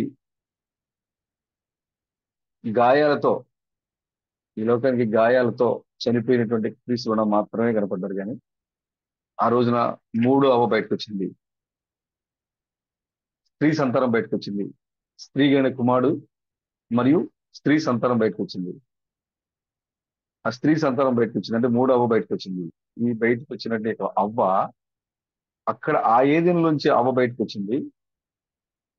ఆ ఏదెను చూసి ఆయన వృద్ధరాశలు చెప్పాడు, ఈమె నాలోంచి తీయబడింది కాబట్టి ఈమె నారి అనబడింది చెప్పారు. ఇప్పుడు ఇక్కడ ఈ యొక్క ఏదెన్లో, ఈ యొక్క చివరికాల సమయంలో క్రీస్తు యొక్క రక్తంలోంచి, క్రీస్తు యొక్క శరీరంలోంచి, వాక్యమైన క్రీస్తులోంచి సంఘం తీయబడింది, సంఘం బయటకు వచ్చింది. ఈ బయటకు వచ్చిన ఈ అవ్వ పడిపోయేది కాదు, పాపమంటించుకునేది కాదు. ఈ అవ్వ ఏదైతే ఆదికాండం 3వ అధ్యాయంలో దేవుడు చెప్పాడో, ఆ యొక్క స్త్రీ సంతానము, నీ సంతానము స్త్రీ సంతానానికి వైరం కలుగుతుంది. ఇప్పటివరకు ఎవరికి వైరం కలగల. ఈ లోకంలో సర్ప సంతానానికి స్త్రీ సంతానానికి వైరం లేదు అసలు. కానీ ఇప్పుడు నిజమైన పెళ్లి కుమార్తె వచ్చినప్పుడు వైరం కలుగుతుంది. ఎందుకు మనకి లోకానికి మనం వ్యతిరేకంగా ఉన్నాం, ఎందుకు జనాలందరూ కూడా వాక్య వ్యతిరేకంగా పిలుస్తారంటే ఆ ప్రవచనం అది. అది కన్నా 3:15 ఉన్న ప్రవచనము ఇప్పుడు నెరవేర్చబడతాం. మనకి ఈ లోకానికి వైరం కలుగుతుంది. అక్కడ ఆ ఆదాము నుంచి ఆ అవ్వ బయటకు వచ్చింది. ఆ అవ్వ బలహీనమైన ఘటనకు వెళ్ళి సర్పం యొక్క మాటలు విని పాపం రావడానికి కారణమైంది. కానీ ఇప్పుడు ఇక్కడ ఈ కడపటి ఆదాము క్రీస్తు ప్రణాము ప్రకృతి పిలిచిందేని ఆదామా అని పిలిచిందేని చాలాసార్లు చెప్పుకున్నాం. మీరు వినే ఉంటారు కదా, చాలాసార్లు చెప్పుకున్నాం కదా, ప్రకృతి పిలిచిందేని. ఈ కడపటి ఆదాము నుంచి వేరు చేయబడిన అవ్వ, పడిపోయే అవ్వ కాదు. సాతాన్ని మెడ మీద కాలు పెట్టి తొక్కే అవ్వ. ఈమె ఎక్కడి నుంచి తీయబడింది అంటే వాక్యములోంచి తీయబడింది. వాక్యములోంచి తీయబడింది. ఆ ఆ యొక్క అవ్వను చూసి చూడండి, ఈ అవ్వకి ఏదైనా ఉన్న అవ్వకి తేడా ఏంటంటే, ఆ అవ్వ ఎదురుగా నిలబడినప్పుడు దేవుడు అన్నాడు, ఆదాము ఎవరిమే అని అడిగాడు దేవుడు. అప్పుడు ఆదాము అన్నాడు, నా ఎముకలో ఎముక, నా మాంసములో మాంసము, నాలోంచి తీయబడింది కాబట్టి ఈమె నారి అన్నాడు. కానీ ఈ అవ్వ భూమి మీదకి రావడం కంటే ముందుగానే, లక్ష్మణ్ గారు భూమి మీదకి రావడం కంటే ముందుగానే, ప్రేమ గారు భూమి మీదకి రావడం కంటే ముందుగానే చూడండి ఆ అవ్వని సృష్టించి పరిచయం చేశాడు దేవుడు. ఆ అవ్వకి ఏమిటి తేడా ఎందుకు పడిపోదంటే, ఆ అవ్వ సృష్టించిన తర్వాత ఆదాము ముందు నిలబెట్టి ఈమె ఎవరు అని అంటే, అప్పుడు ఆయన చెప్తున్నాడు ఈమె నాలోంచి తీయబడింది అని చెప్తున్నాడు సృష్టి జరిగిన తర్వాత. కానీ రాబోయే అవ్వ గురించి చెప్తున్నాడు. ఎవరు అంటే కృష్ణం. సాతాను అవ్వ రాబోతుంది, అసలు వాళ్ళు నువ్వు చూస్తేనే తెస్తావు. వాళ్ళు నిన్ను ఏం చేస్తారంటే 7 ఉరుములకి రహస్యం బయలుపరిచే వరకు ఆగు నువ్వు. 7 ఉరుములకి రహస్యాన్ని బయలుపరిచే వరకు నువ్వు ఆగు. ఆ 7 ఉరుములకి రహస్యాన్ని స్వీకరించి గుంపు అనగా అవ్వ రాబోతుంది. అంటే అసలు మనం రాలే, ఇంకా మనం రాకముందే పరిచయం చేస్తున్నాడు. అక్కడ వచ్చిన తర్వాత నిలబెట్టి చూపిస్తున్నాడు దేవుడు, ఇదిగో ఈమె నీ భార్య. ఆయన అంటాడు ఇదిగో ఈమె నా భార్య వచ్చిన తర్వాత. కానీ ఇక్కడ మనం రాక మునిపే, పెళ్లి కుమార్తె లోకానికి రాక మునిపే స్వయంగా చెప్తున్నారు, సాతాను ఒక చిన్న మంద రాబోతుంది, వాళ్ళని చూస్తే నువ్వు చచ్చిపోతావు, కష్టం, నువ్వు ఆగు 7 ఉరుములేక రహస్యం బయలుపరిచేదాకా నువ్వు ఆగు. అప్పుడు ఆ యొక్క సంఘం ఏం చేయబోతుందో నీకు అర్థం అవుతుందని చెప్పాడు. అంటే వచ్చేటువంటి ఈ సంఘము పడిపోయే సంఘం కాదు అని ముందే వాడికి సాతానికి ఆయన చెప్పేశాడు. కాబట్టి ఈ సంఘాన్ని చంపడానికే, ఈ స్త్రీ యొక్క సంతానాన్ని చంపడానికే వాడు ఏదే నుంచి మొదలు పెట్టుకుంటూ వచ్చాడు. హెబ్రీ పత్రిక మొదటి అధ్యాయంలో, మొదటి అధ్యాయం 3వ అధ్యాయంలో మనం చదువుకున్నాం కదా. 3వ అధ్యాయం అనేది బుక్ 1వ అధ్యాయం 1వ అధ్యాయంలో హెబ్రీ పత్రిక 1వ అధ్యాయంలో క్రిస్పరంగా సందేశంలో ఏం చెప్పారు మనం చదువుకున్నాం. ఆ స్త్రీ సంతానాన్ని ఎప్పుడైతే హేబేల్ని చంపేశాడో వాడు 2 చేతులు ఎత్తి సంకలు కొట్టుకుంటున్నాడ. 3వ అధ్యాయంలో చెప్పబడిన ఆ స్త్రీ యొక్క సంతానాన్ని చంపేశా అని సంకలు కొట్టుకున్నాడు. తీరా చూస్తే ఆ హేబేల్ వెళ్ళిపోయేసరికి చేతులు కనపడుతున్నాడు, వెళ్ళిపోయేసరికి ఇంకోళ్ళు కనపడుతున్నారు. వాళ్ళందరి మీద మరణం ఏలుబడి చేసుకుంటూ వస్తాం, చంపుతున్నాడు. వాడు చనిపోయిన ప్రతిసారి వాడు విజయ కేంద్రాన్ని చూపిస్తున్నాడు. నేను చంపేశా, షేతుని చంపేశా, హానోకిని చంపేశా, దావీదుని చంపేశా, సౌలుని చంపేశా, సమూయేలుని చంపేశా, ఇర్మీయాని చంపేశా. ప్రతి ప్రవక్తను చంపేసినప్పుడల్లా వాడు విజయ కేంద్రం, నాదే విక్టరీ అని చెప్పుకుంటూ వచ్చాడు. కానీ ఆదికాండం 3వ అధ్యాయం 15 వచ్చిన ఎవరిదే అంటే దావీదుతో, సౌలుతో, సమూయేలుతో, ఇర్మీయాదో, దానియేలుదో కాదు. ఆదికాండం 3వ అధ్యాయం 15 వచ్చిన ఎవరిదే అంటే నీది, అది నీదది. నువ్వు ఎప్పుడైతే ఆదికాండం 3వ అధ్యాయం 15 వచ్చిన నాది అని నువ్వు నిలబడతావో అప్పుడు సాతాను ఏమనుకుంటుంది, ఇప్పుడు దాకా నేను చంపేశాను కదా అనుకుంటుంది ఇప్పుడు దాకా. కానీ ఆ చెప్పిన వాగ్దానము ఇప్పుడు రక్త మాంసాల దగ్గర నిలబడింది. కాబట్టి ఈ సంఘం రాబోతుంది అని ఆదికాండం 3వ అధ్యాయం 15 వచ్చిన నుండి వచ్చిన ఆధారంగా ఈ స్వయంగా వచ్చి నువ్వు ఆగు, ప్రతిసారి విక్టరీ చూపిస్తున్నారుగా. ఏసు దగ్గరికి వెళ్ళి చెవులోకి వెళ్ళి కుడి పక్కన కూర్చొని నీకు సేపుట్లో నా దగ్గరికి వచ్చేస్తావు తెలుసా, నువ్వు సేపుట్లో నా దగ్గరికి వచ్చేస్తావు తెలుసా ఆ అని విక్టరీ చూపించింది. అమెరికా నడివీధిలోకి వెళ్ళి ఇంకో సేపుట్లో నా దగ్గరికి వచ్చేస్తావు తెలుసా అని విక్టరీ చూపించింది. కానీ ఇప్పుడు అందరి మీదకి వాడు విక్టరీ సింబల్ చూపించాడు, కానీ ఇప్పుడు వాడు ఈ సింబల్ చూపించాలి ఇప్పుడు. ఎందుకంటే ఈ ఆది కాండంలోనే నువ్వు రాబోతున్నావని దేవుడు ముందుగానే వాగ్దానం చేశాడు. బ్రదర్ ఒక విషయం బ్రదర్, మీకు సింపుల్ గా అర్థమయ్యే విషయం ఒకటి చెప్తున్నాడు. ప్రేమ్ బ్రదర్ చంపాలని వాడు హేబేల్ దగ్గర నుంచి పోరాటం చేస్తాడు బ్రదర్. ఎందుకంటే వాడు తెలుసు వాక్యాన్ని సంప్రదాయం తెలుసు వాడికి, కానీ ఆ వాక్యం ఎక్కడ ఉందో తెలియదు వాడికి. ఆ వాక్యం హేబేల్లో ఉందనుకున్నాడు, ఆ వాక్యం చేతుల్లో ఉందనుకున్నాడు, ఆ వాక్యం దావీదులో ఉందనుకున్నాడు, ఆ వాక్యం యేసులో ఉందనుకున్నాడు, ఆ వాక్యము ఇర్మియాలో ఉందనుకున్నాడు, ఆ వాక్యం ప్రవక్తలో ఉందనుకున్నాడు, ఏరియాలో ఉందనుకున్నాడు. అందరం చంపుకుంటూ వచ్చాడు. తీరా ఈ చివరి దినాలకు వచ్చేసరికి మరణమే లేని ఒక గుంపు వచ్చి నిలబడింది ఎదురుగా. మరణమే లేని ఒక గుంపు వచ్చి ఎదురుగా నిలబడేసరికి ఇదేంటి, నేను ఇంతమందిని చంపాను కానీ వీళ్ళేంటి ఇంటికి వచ్చి నిలబడ్డారు. ఇది ఇక్కడ నిలబడినంటే ఈ యొక్క విశ్వాసులు ఎవరంటే ఆది కాండము 3వ అధ్యాయం 15వ వచనంలో రాయబడినటువంటి స్త్రీ సంతానము. ఈ స్త్రీ సంతానాన్ని వాడు నాశనం చేయలేడు. కాబట్టి కృష్ణంగా చెప్పారు ఏమంటే అసలు వాళ్ళు వస్తేనే, వాళ్ళని చూస్తేనే చస్తామని చెప్పారు. అసలు మనల్ని చేయడం కాదు, వాడు అసలు మనం చూస్తేనే వాడికి కాళ్ళు చేతులు శీలమండలు పట్టు వదిలిపోతాయి వాడికి. అక్కడ అక్కడ అక్కడ ఆ ఆయనకి బెల్షస్సర్కి ఏమైంది, గోడ మీద చివరి వచ్చి ఒక మంచి ఉద్యోగం నడుస్తున్నాడు. అప్పుడు ఒక సీరియల్ యాక్టర్ దేవుని యొక్క మందిర ఉపకరణంలో దాన్ని పోసుకొని ద్రాక్షారసాన్ని పోసుకొని, ద్రాక్షారసం అంటే 2 రకాల ద్రాక్షారసం మనం చెప్తున్నాం కదా. ఒక ద్రాక్షారసం వచ్చి జబ్బుల కోసం తయారు చేసే ద్రాక్షారసం, అది అప్పటికప్పుడు తీస్తే తాగేది. ఇంకో ద్రాక్షారసం ఉంది, దాన్ని ప్రాసెస్ చేసి మందులో తయారు చేస్తారు. దాన్ని ఎక్కువ నిలవ పెడతారు. దాన్ని నిలవబెట్టి తాగేది మద్యం, అది మందు అది. కాబట్టి ఈ 2 ద్రాక్షారసాలకు మనకు వ్యత్యాసం తెలియాలి. ఎక్కువ రోజులు నానబెట్టి ఊరబెట్టి తాగేది మందు, కానీ అప్పటికప్పుడు దాన్ని తీసి తయారు చేసి జబ్బుల కోసం తాగేది అది ద్రాక్షరసం, మామూలు ద్రాక్షరసం. ఒక పాస్టర్ గారు చెప్తున్నారు అసలు ద్రాక్షరసం అంటే మనం ఇక్కడ తాగేది ద్రాక్షరసం కాదంట.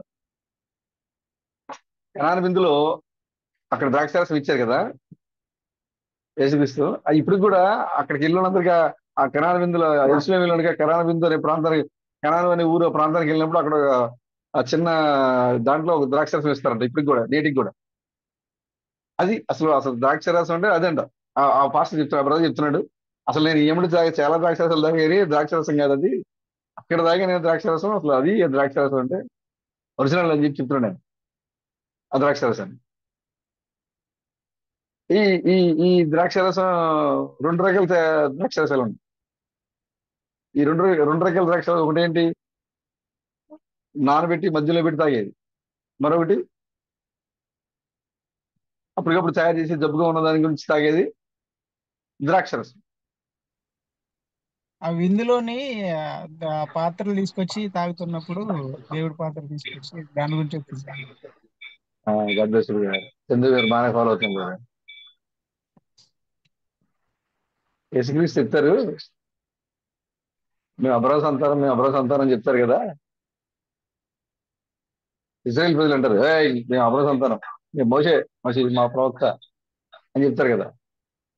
ఇప్పుడు మనం కూడా మేము సేమ్ కుమార్తె, మేము పెళ్లి కుమార్తె, మాకు అన్ని తెలుసు అని చెప్తుంటాం మనం. కానీ ఒకసారి చూడండి యోహాను సువార్త 8వ అధ్యాయం 31 నుంచి చదువుతాను, పేజీ నెంబర్ 89. కాబట్టి యేసు తనను నమ్మిన యూదులతో, మీరు నా వాక్యమును నిలిచిన వారైతే నిజంగా నాకు శిష్యులయ్యుండి సత్యమును గ్రహించదు. ఎవరు చెప్తున్నారంటే తనను నమ్మిన శిష్యులతో చెప్తున్నారు ఈ మాట. అప్పుడు సత్యం మిమ్మల్ని స్వతంత్రులుగా చేయనని చెప్పగా వారు, మేము అబ్రహాము సంతానము, మేము ఎన్నడను ఎవనికి దాసులమై ఉండలేదే, మీరు స్వతంత్రులుగా చేయబడగలని ఎలా చెప్పుచున్నామని ఆయనతో అనేది. అందుకు యేసు, పాపము చేయి ప్రతి వాడును పాపమునకు దాసులని మీతో నిశ్చయముగా చెప్తున్నాను. దాసుడు ఎల్లప్పుడూ ఇంటిలో నివాసం చేయడు, కుమారుడు ఎల్లప్పుడూ నివాసం చేయడు. కుమారుడు మిమ్మును స్వతంత్రులుగా చేసిన యెడల మీరు నిజముగా స్వతంత్రులై ఉందరు. చూడండి, ఇక్కడ చూడండి. మీరు అబ్రహాము సంతానమని నాకు తెలియదు, అయినను మీలో నా వాక్యం నాకు చోటు లేదు కనుక నన్ను చంపవెదుగుతున్నారు. ఏం బ్రదర్, అబ్రహాం సంతానమే, కానీ అబ్రహాం సంతానంలో వాక్యం లేదు. వాళ్ళు అంటున్నారు, సత్ మీరు నా శిష్యులు అయితే కనుక మీరు స్వతంత్రులై ఉంటారని చెప్పాడు ఆయన. అంటే పాపం నుంచి మీకు విడుదల ఉంటుంది. నా శిష్యులు ఎవరో వాళ్ళకి పాపం నుంచి విడుదల ఉంటుందని చెప్తున్నారు. దానికి వాళ్ళు ఏమన్నారంటే, మేము అబ్రహాం సంతానమే, ఎవరికి మేము దాసులం కాదు. చూడండి, వాళ్ళు 22,000 సంవత్సరాలకి దాసులే. వాళ్ళు 2,000 సంవత్సరాలుగా వాళ్ళు ఇతర దేశాలు ఉన్నారు. చూడండి, కృష్ణ గారు ఒక మెసేజ్ లో చెప్పారు కదా, ఒక బానిసల గురించి చెప్తారు. అవునా బ్రదర్? ఏ మెసేజ్ అది? ఆత్మీయ మధ్యవర్తిలో ఉంది.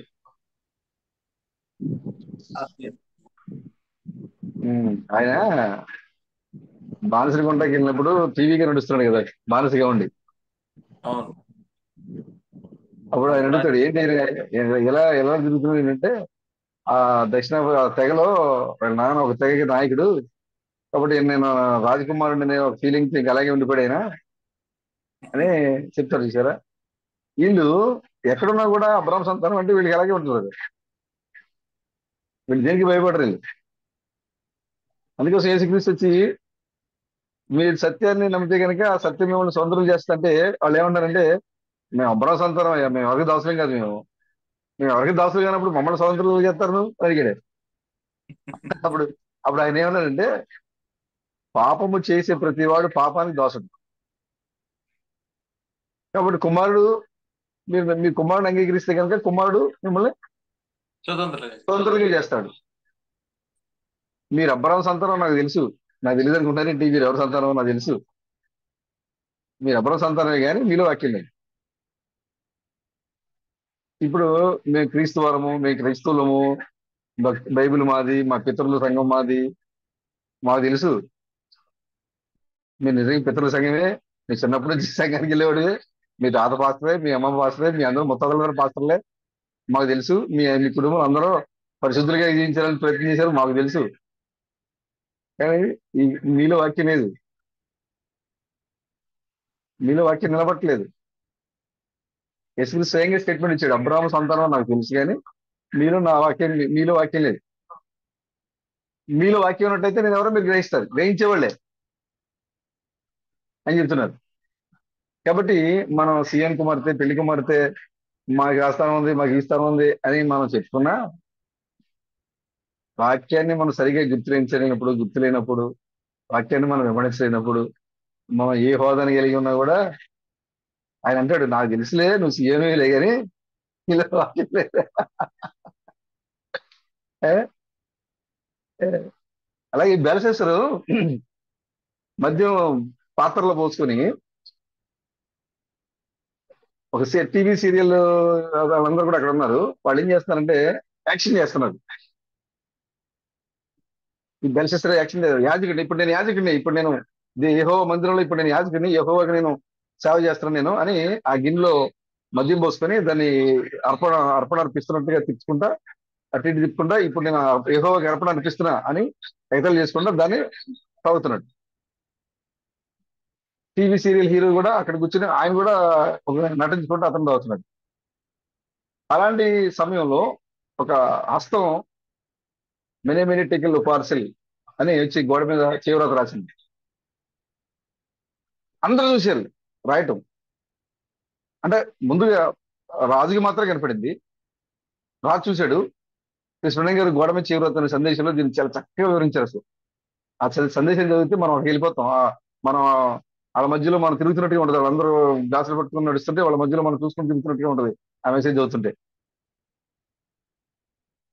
మనం అక్కడికి వెళ్ళిపోతాం మనం. అంటే కాలానికి వెళ్ళిపోతాం మనం. ఆ కాలానికి వెళ్ళిపోయి వాళ్ళ మధ్యలో మనం తిరుగుతున్నట్టుగా ఉండదు. అంత చక్కగా కళ్ళకి కట్టినట్టుగా ఎక్స్ప్లెయిన్ చేశారు. ఆ పక్కన కూర్చున్న వాళ్ళు ఏం చేస్తున్నారు, స్త్రీలు వాళ్ళు ఎలాంటి డ్రెస్సులు ఆ కట్టుకున్నారు, వాళ్ళు ఆ రెండేళ్ల మధ్యలో సిగరెట్ పెట్టుకుని వాళ్ళు ఎలా యాక్షన్ చేస్తున్నారు, వాళ్ళు వాళ్ళు పొగ రెండు సిగరెట్ మధ్యలో పొగ పెట్టుకుని నోట్లో పెట్టుకుని పీల్చి గట్టిగా పొగ ఊది ఇది యెహోవా ధూపం అంటారంట. ఇదంతా కూడా ఎక్స్ప్లెయిన్ చేశారు. అక్కడ ఆ మెనీ మెనీ టేకిల్ పార్సిల్ అని చెప్పి గోడ మీద తీవ్రత వచ్చినప్పుడు, ఆ గోడ మీద తీవ్రత రాసినప్పుడు బెల్సెస్సర్ యొక్క చూడంగా వర్ణించారు అక్కడ. ముందుగా కాళ్ళు చేతుల యొక్క పట్టు సడిలిపోయిందండి. శీలమండలు రెండు కూడా నరాలు వదిలేసింది.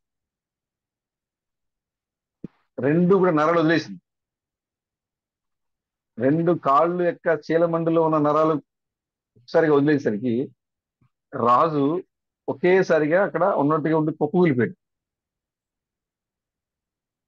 కుప్పకూలిపోతే అక్కడ ఉన్న వాళ్ళందరూ కూడా గబగబా వచ్చి రాజుగారి దగ్గరికి కూర్చుంటున్నారు. ఏమైపోయింది. రాజు యొక్క శరీరం అంతా కూడా చెమటలతో భయంతో వణికిపోయి తడిసిపోయింది. కారణం గోడ మీద తీవ్రత. ఒక బలమైన హస్తం దిగొచ్చి ఆ గోడ మీద తీవ్రత రాసింది. మెనీ మెనీ టికిల్ పార్సల్ అని ఆ గోడ మీద రాసింది. అది చదువుతున్నాడు కానీ దాని భావం ఏంటి తెలియట్లేదు, అసలు ఏం అర్థం కావట్లేదు. అర్థం కాని విధంగా ఉంది చూడడానికి, భాష కనబడుతుంది కానీ అర్థం కాని భాష అది తెలియట్లేదు. తన రాజ్యంలో ఉన్నటువంటి జ్ఞానవంతుల్ని, శాస్త్రుల్ని, మంత్రగాళ్ళని అందరిని పిలిచాడు, పోషించాడు జీతాలు ఇచ్చి. ఒక్కళ్ళు కూడా వచ్చి దాన్ని చదవలేకపోయారు. ఇలాంటి క్లిష్ట సమయంలో నన్ను భయభ్రాంతులకు గురి చేసి నా శరీరంలో నరాల వ్యవస్థ అంతా కూడా పట్టు తప్పించే విధంగా వచ్చినటువంటి ఈ రాత్రిని చదవలేని మీరు నా రాజ్యంలో ఉండడానికి మీరు అర్హులు కాదు. వెంటనే అర్జెంటుగా వీళ్ళందరికీ కత్తితో వీళ్ళందరూ నరికేయండి అని ఆజ్ఞ జారీ చేశారు. చూడంగా చెప్పారు, రాజు యొక్క చీలమండలి కాళ్ళ యొక్క నరాలు సడలిపోయి పట్టుదిలిపోయి పడిపోయాడు. సాతాను కూడా ఇప్పుడు ఈ యొక్క సృష్టి మొదలుకొని ఇప్పటి వరకు అందరినీ స్త్రీ సంతానం నేను చంపేశాను, ఆదాం యొక్క సంతానాన్ని క్రీస్తు యొక్క సంతానం నేను చంపేశాను, దేవుళ్ళలాగా మారిపోయే సంఘాన్ని నేను చంపేశాను, కళ్ళు తెరవబడే సంఘాన్ని నేను చంపేశాను అని వాడు విజయకేతన సింబల్ చూపించుకుంటూ ఉన్నటువంటి వాడికి ఒక్కసారిగా ఉరుముల యొక్క రహస్యం బయలు. బెల్సెస్సర్ యొక్క రెండు రెండు రెండు కాళ్ళు చేతులు ఎలాగైతే పట్టు వదిలిపోయి ఉన్న చోటే కుప్పకూలిపోయాడో, అలాగే ఇప్పుడు వాక్యంతో నింపబడిన పెళ్లి కుమార్తెను చూసి సాతాను భయంతో వణికి కాళ్ళు చేతులు నరాలు చచ్చిపడిపోయి వాడు పరిగెట్టబోతున్నాడు. అగ్ని సంస్కరిస్తున్నాడు. అంటే అక్కడ అవ్వని ఎదురుగా నిలబెట్టి ఎవరు అని అడిగితే ఆదాం చెప్పాడు, ఈమె నాలోంచి తీయబడింది కాబట్టి ఈమె నాడి అని చెప్పాడు. కానీ ఇక్కడ అవ్వ రాక మునిపే ఇక్కడ ఆదాము ఇదిగో రాబోతుంది,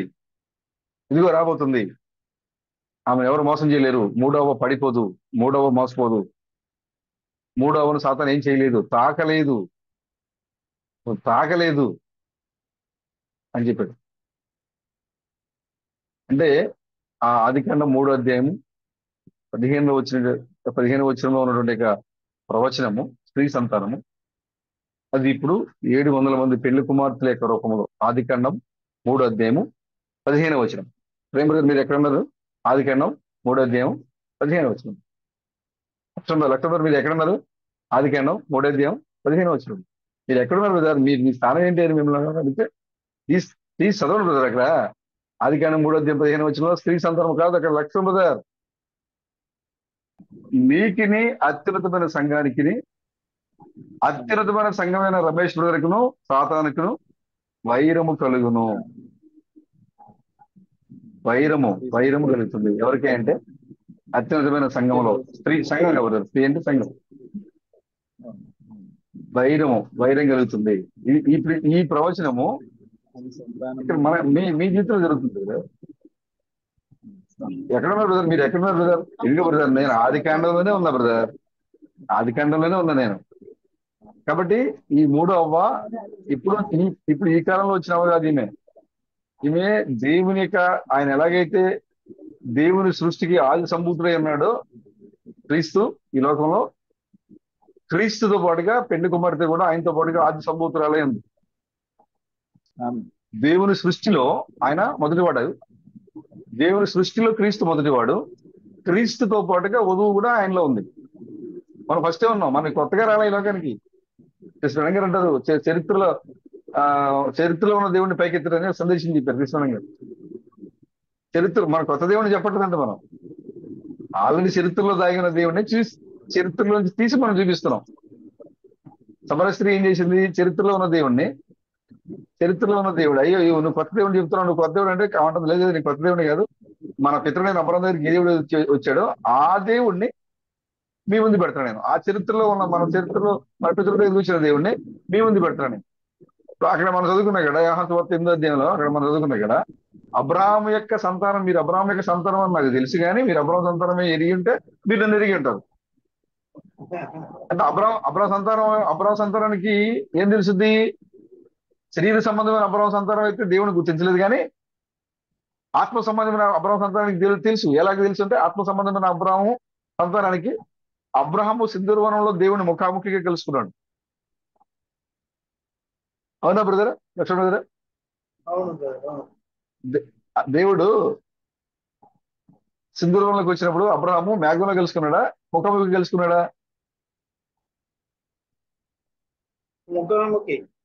ముఖాముఖి కలుసుకున్నాడు. మరి ఇప్పుడు అదే దేవుడు అబ్రహాం యొక్క సంతానం దగ్గరికి వస్తే మనం ఇప్పుడు మేఘాలో చూస్తావా, ముఖాముఖిగా చూస్తావా?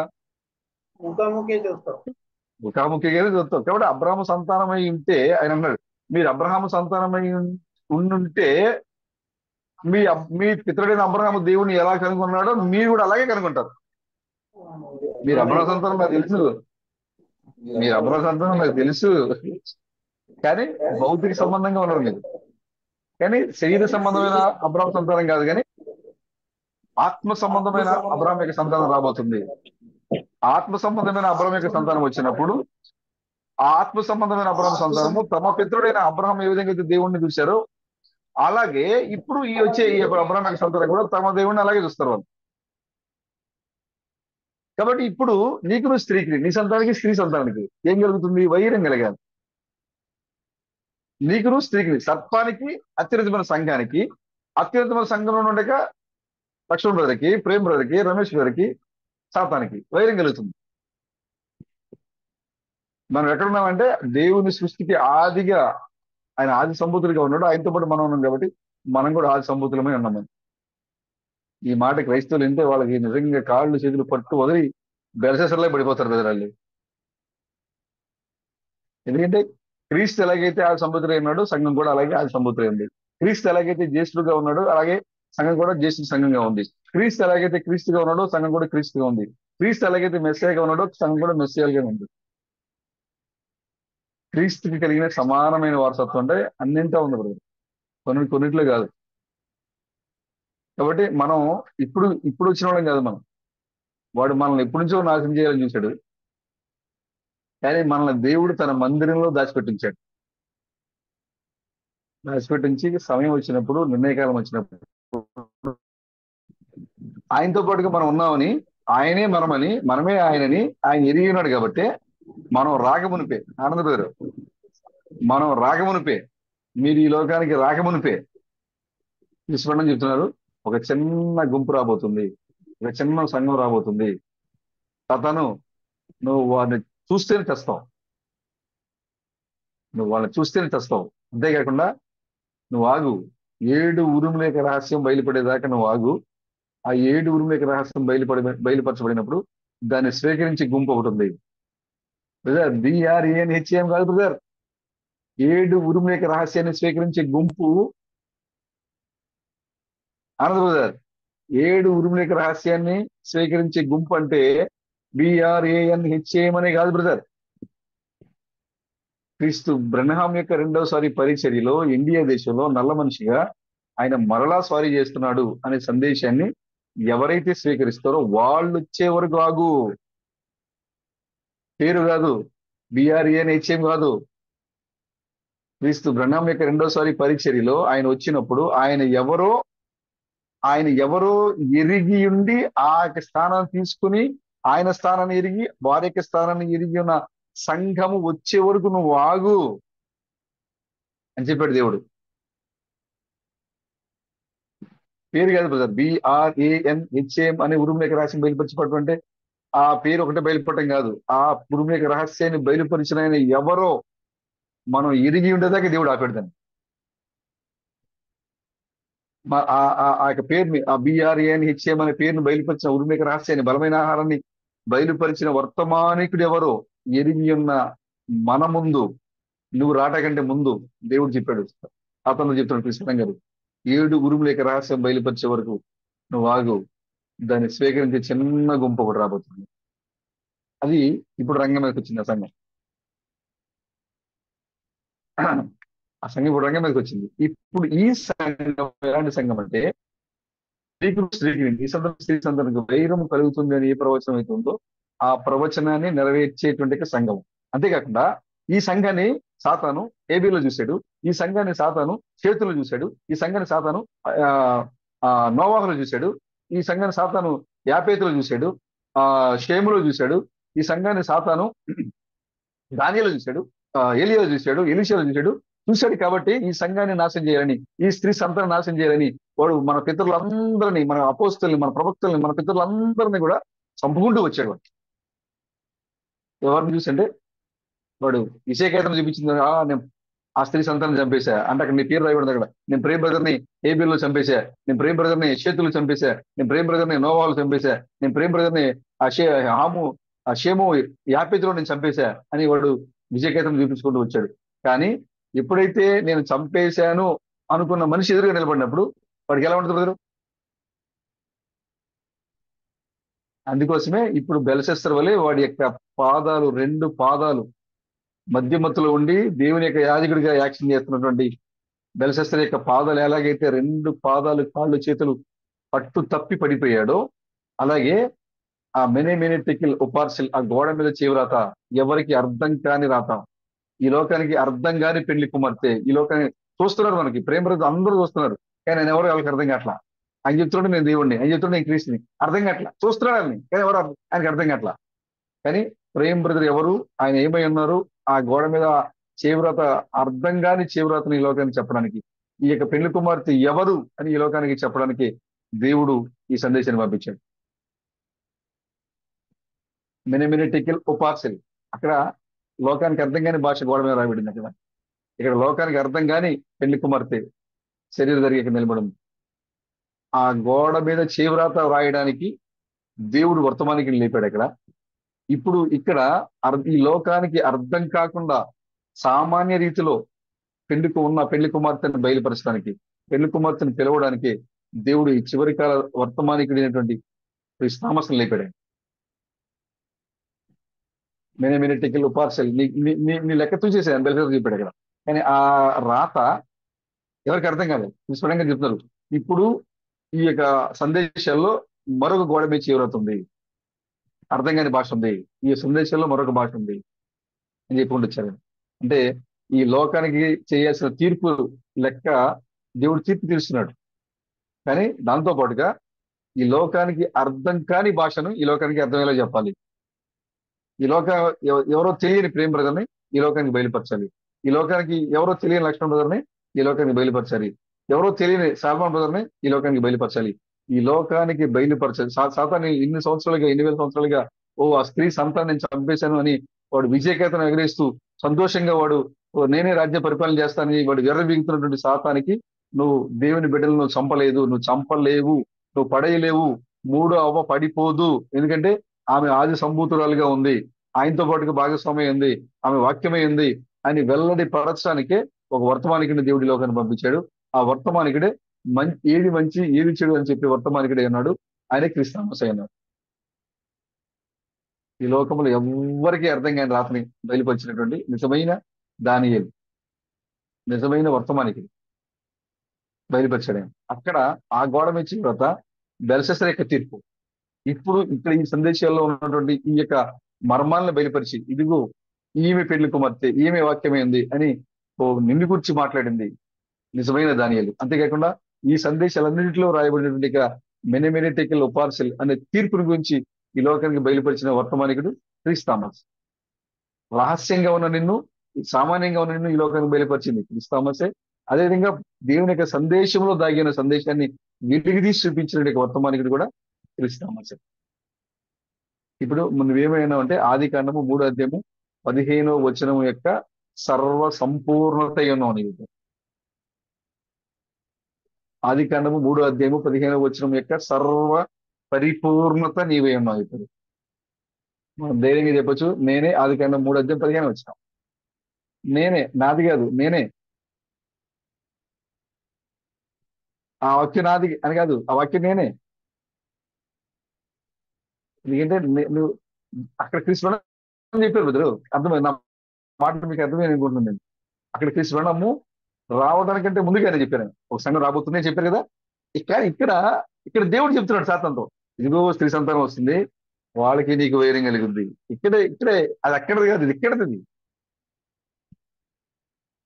అక్కడ క్రీస్తు వర్ణం చెప్పడే కాదు, ఇక్కడ ఆల్రెడీ నీ గురించి దేవుడు చెప్పాడు. ఇదిగో స్త్రీ సంతానం, ఇదిగో ప్రేమ రాబోతున్నాడు సాతాను, నీకు ఆయనకి వైరం కలుగుద్ది. నీకు ప్రేమ బ్రదర్కి నీకు వైరం, సాల్మన్ బ్రదర్కి నీకు వైరం. స్త్రీ సంతానం అంటే సాల్మన్ బ్రదరు, సాల్మన్ బ్రదర్కి నీకు వైరం. అక్కడ పేరు చెప్పేశాడు దేవుడు. అక్కడ ఇదిగో సాల్మన్ బ్రదర్కి నీకు వైరం, ఏదైనా పేరు చెప్పేశాడు దేవుడు అక్కడ. కానీ అది రహస్యం. రమేష్ బ్రదర్కి నీకు వైరం, అక్కడ రహస్యం. ఆనంద్ బ్రదర్కి నీకు వైరం, అక్కడ రహస్యం.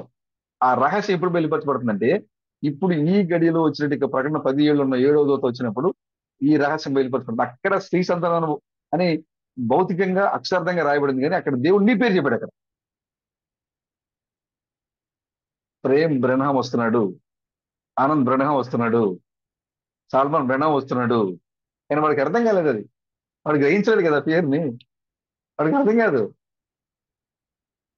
కానీ మనకు తెలుసు ఆ పేరు, ఆ గోడ మీద రాయబడిన పేరేంటి మనకు తెలుసు, ఆ గోడ మీద చేరుతుంటే మనకు తెలుసు. ఈ యొక్క మరణాన్ని తీసేయడానికి శాస్త్రులు, పరిచయాలు, సర్దుకేలు వాళ్ళందరూ కూడా వ్యతిరేకించారు వాక్యాన్ని. అక్కడ దానియేలు కాలంలో ఉన్న శాస్త్రులు వాళ్ళందరూ కూడా మంత్ర జ్ఞానం కలిగిన వాళ్ళందరూ కూడా ఆ రాత అర్థం కాక మనభయంతో వాళ్ళందరూ లోపల కూర్చున్నారు. వాళ్ళందరిలో ఉన్న భయాన్ని పోగొట్టడానికి, ఆ గోడ మీద ఆ లోకానికి అర్థం కాని రాతని బయలుపరచడానికి ఈ లోకానికి ఇచ్చిన వర్తమానికిడే నిజమైన దాని. ఆయన ఆల్రెడీ చెప్పేశాడు, అక్కడ పలికాడు. అక్కడ కానీ అర్థం కాదు. ప్రేమడు రాబోతున్నాడు, రమేష్ రాబోతున్నాడు, సలభ రాబోతున్నాడు, 700 మంది సియోన్లు రాబోతున్నారు. సియోను వాడికి అర్థం కాలేదు. సియోన్ అంటే హేబీలు చంపాడు, సియోన్ అంటే చేతుని చంపుతున్నాడు, సియోన్ అంటే నోవాహం చంపుతున్నాడు, సియోన్ అంటే యాపేతుని చంపుతున్నాడు, సియోన్ అంటే షేముని చంపుతున్నాడు. వాడు అనుకుంటున్నాడు దీంట్లో సియోన్ దీంట్లో కావాలనుకుంటున్నాడు.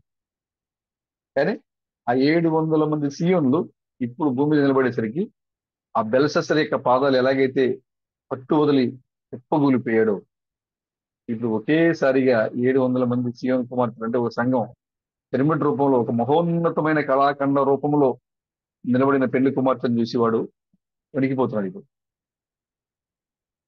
ఒకసారి ఆలోచించిన ఊహించిన ఏదేలోనే ప్రేమగా రాబోతున్నాడని దేవుడు సాతాను చెప్తే మీ మీద ఎంత నమ్మకం ఉంది కదా దేవుడికి.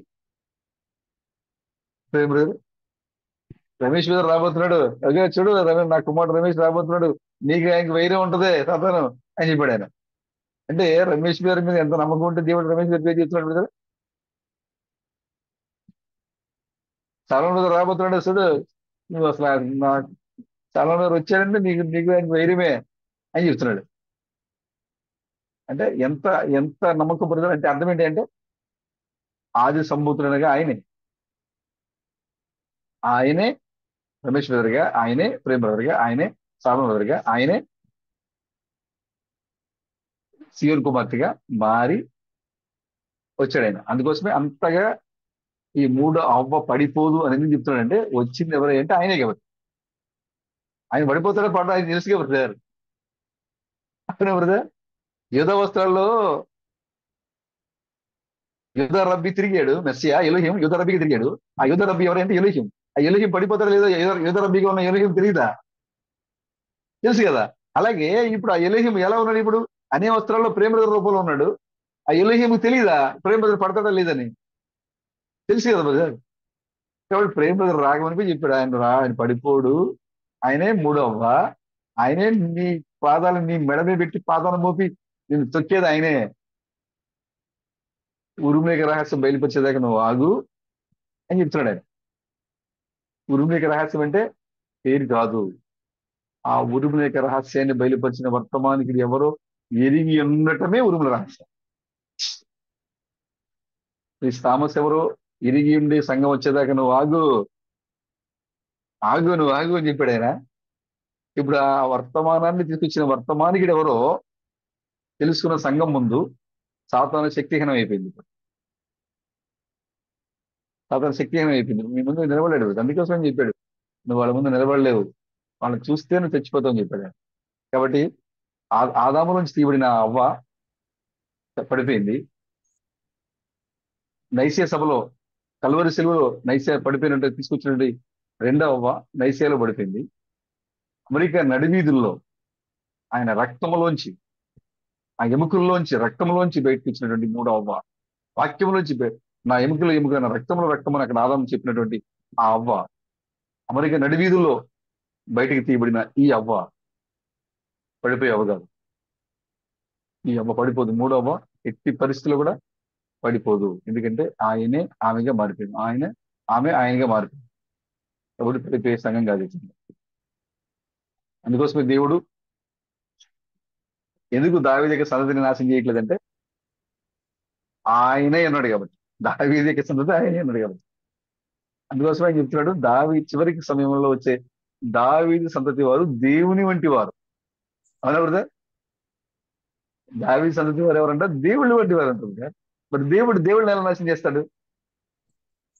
జరిగేదే కాదు అసలు. దావీదు సంతతి వారు దేవుని వంటి వారు కాబట్టి దేవుడిగా ఉన్న మిమ్మల్ని నాశనం చేయడానికి దేవునికి ఏమాత్రం కూడా ఇష్టం లేదు. అలా అని చెప్పేసి మీరు యెహోరాములాగా ఉండొద్దు. యెహోరాములాగా ఉండొద్దు. చేసిన తప్పునే మళ్ళీ చేస్తూ మీరు పడిపోవటమే కాకుండా సంఘంలో మరింత మందికి అపవిత్రత అంటించాలని, పాపాన్ని అంటించాలని, కలిపి చిలిపి బోధలు చేసి సంఘాన్ని పాడు చేయాలని, మీ వల్ల కొన్ని ఆత్మలు వాక్యానికి దూరమయ్యే విధంగా మీ ప్రవర్తన, మీ క్రియలు, మీ విశ్వాసం ఉండకూడదు. యెహోరాములో ఉండకూడదు. ఒకవేళ అలా ఉంటే అని చెప్తున్నాడు, ఉదరమున కుదరని వ్యాధి క్రమంగా ముదిరి పొట్ట చీల్చబడి బ్రతికి ఉండగానే నీ పేగులు బయటపడతాయి అని దేవుడు ఏలియా ప్రవక్త ద్వారా ఉత్తరం రాయించాడు. నిజంగానే అలాగే జరిగింది. తన భార్యల్ని శత్రువులు ఫిలిస్తీన్లు పట్టుకుపోయారు, తన పిల్లల్ని ఫిలిస్తీన్లు పట్టుకుపోయారు, తన వస్తు వాహనాలని ఫిలిస్తీన్లు పట్టుకుపోయారు. చివరికి మిగిలిపోయి ఉదరమున కుదరని జబ్బు వచ్చి పొట్ట చీలిపోయి బతికుండలోనే లోపల పేగులు బయటకు వచ్చుతూ ఉంటే ఎంత భయంకరంగా ఉంటుంది బ్రదర్. ఎవరుంటారు ఆయన దగ్గర?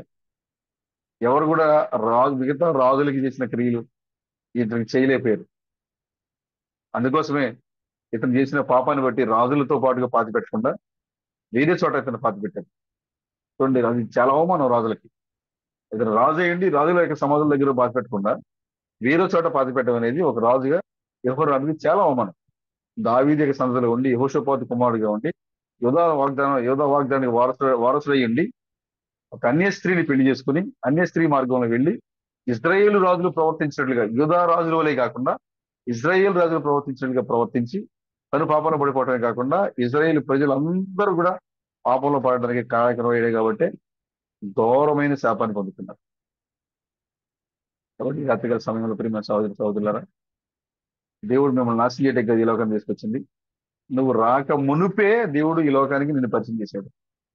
ఇవ్వు నా సంఘం రాబోతుంది, నా పెళ్లి కుమార్తె రాబోతుంది, ఒక సంఘం రాబోతుంది అని. నీవు ఎంత విలువైన వాడువో, ఎంత గొప్పగా ఈ లోకాన్ని పరిచయం చేయబోతున్నావో, దేవుడి దృష్టిలో నువ్వు ఎంత గొప్పగా ఉండబోతున్నావో, దేవుడు నీకు ఈ లోకంలో ఎంత గొప్ప అధికారం ఇచ్చాడో, సాతాను పేరు నీకు ఎంత అధికారం ఇచ్చాడో నీకు తెలియకపోవచ్చు, కానీ సాతాను తెలుసు. సృష్టి స్వయంగా చెప్పాడు. సృష్టి మనల్ని సందేశపడతా ఉంది. స్వయంగా పడుకుంటే సృష్టి పిలిచింది ఆయన, అదమా అదమా అని పిలిచింది, సందేశపెడతా ఉంది. సెలయేరు గంతులేస్తా ఉంది. పోసము, చనిపోయిన పోసము ఆ కుక్కల బీకి తన ఇంటి వెనక గదిలో, వెనక రోడ్లో, పెరట్లో, పెరట దారిలోకి వెళ్ళే రోడ్లో చనిపోయింది పోసం. 2 రోజులు ఆ మార్గంలోకి వెళ్ళలేదు ఆయన. ఎందుకు వచ్చింది? అడవిలో ఉన్న పోసం ఎందుకు తీసుకున్నాం? పెరట దారిలోకి ఎందుకు వచ్చి చచ్చిపోయింది బ్రదర్? పోసం తెలుసు కదా, అడవిలో ఉండే పోసం. ఎక్కడికి వచ్చింది? కృష్ణ ఇంటికి వచ్చింది. అది ఇంటికి వచ్చింది ఎటు రావాలి? పోనీ ఎదురుగా వచ్చి చచ్చిపోవాలి. ఎక్కడికి వచ్చి చచ్చిపోయింది? ఆయన వీధి ఎనమాల పెరట దారిలోకి వెళ్ళి చచ్చిపోయింది. ఒక్కరు పీకి చంపేసింది దాన్ని. 2 రోజులు ఆయన అసలు ఆ దారిలో వెళ్ళలేదు. ఆయన ఎప్పుడు కూడా ఆ దారిలో నడుస్తారంట, పెరట దారిలో తిరుగుతూ ఉంటాడంట ఆయన. కానీ 2 రోజులు అసలు ఆ దారిలోకి వెళ్ళలేదు ఆయన. ఎందుకు వెళ్ళలేదు బ్రదర్? Plan brother. ఆయన ఎవరో దేవుడు ఈ లోకానికి బయలుపరచాలంటే ఆ కార్యం జరగాలి. అక్కడ అడవిలో నుంచి వచ్చి పోసం అక్కడికి వచ్చింది, ఊళ్ళోకి ఈ స్వర్ణం కలవడానికి వచ్చింది. ఆ ఓర కుక్కలన్నీ కూడా దాన్ని పట్టుకుని పీకేసి చంపేసింది. దాంతో పాటు చిన్న పిల్ల ఉంది అక్కడ. 2 రోజుల పాటు ఆ శరీరం కుళ్ళు పడుతూ ఉంది.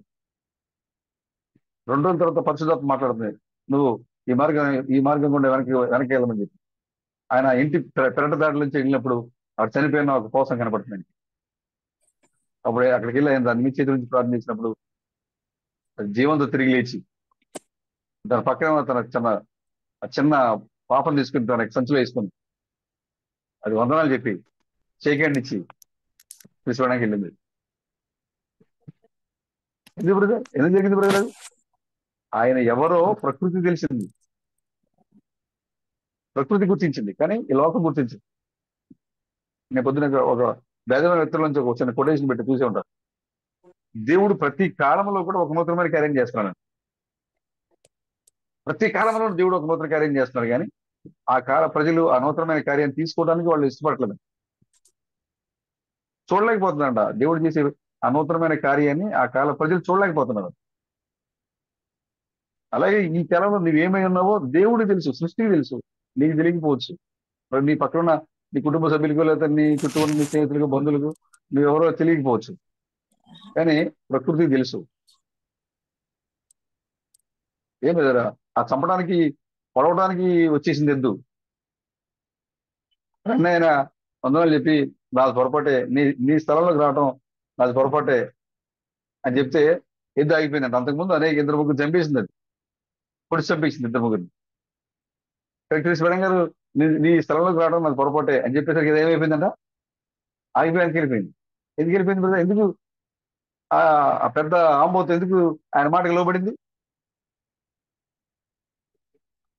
తన ఇంటి దగ్గర ఉన్న ఒక పూల చెట్టు ఇటు గుంపుని ఆయన కత్తిరిస్తూ తొలగిస్తూ ఉంటే దాంట్లో ఉన్న కందిరీగల గుంపు ఒకసారిగా లేచిపోయింది. కందిరీగల గుంపు ఒకసారిగా లేచిపోయి ఆయన కొట్టడానికి రెడీ అయిపోయింది. అప్పుడు ఆయన వెంటనే చెప్పాడు, అయ్యో నేను మీ యొక్క గూడిని చెదరగొట్టాను, నేను నాది పొరపాటే అని చెప్పేసరికి ఆయన కొట్టడానికి లేచిపోయినట్టు కందిరీగలు ఒకసారిగా ఎందుకు వెనక్కి వెళ్ళిపోయింది? ఎందుకు వెళ్ళిపోయింది బ్రదర్? సన్సెట్ పర్వతం మీదకి ఇలా నిలబడి ఉంటే పెద్ద ప్రియుడు సంభవించి పరలోకం దూతలు దిగి వచ్చి ఆయన కాళ్ళకి నమస్కారం చేసి వెళ్ళిపోతా ఉన్నాయి. రాయరేవరసన్, సాత్మెన్, నార్మన్, సాత్మెన్ వీళ్ళందరూ కూడా చూసి ఆ బండ సౌండ్ ఎక్కడొచ్చి మన మీద పడితే చెప్పి వణుక్కుంటూ దాక్కున్నారు. ఎందుకు బ్రదర్? ఎందుకు దూతలు దిగి వచ్చి ఆయన నమస్కారం చేసి బ్రదర్? సృష్టికి తెలుసు వాక్యం ఎక్కడ కదలాడుతుందో, సృష్టికి తెలుసు, ప్రకృతికి తెలుసు వాక్యం ఎక్కడ కదలాడుతుంది.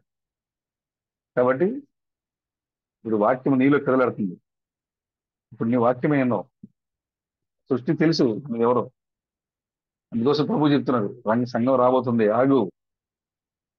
7 ఉరుములేక వర్తమానికుడు ఎవరో తెలుసుకునే ఎవరు కాగు. ఏం సార్? 7 పెండం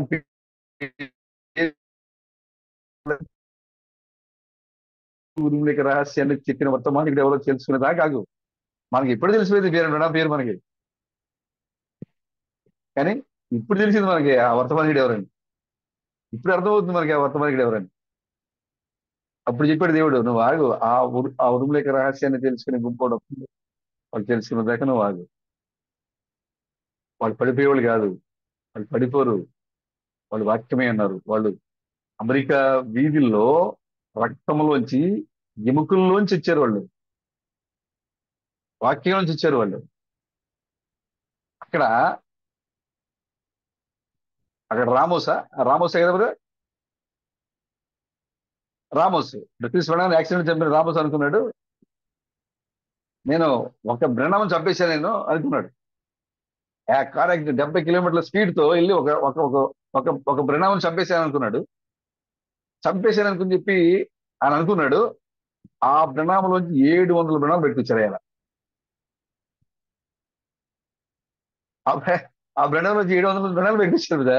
ఒక బ్రెండం చంపాను అనుకున్నాడు ఆయన, కానీ ఆ బ్రెండం నుంచి 700 బ్రెండాలు.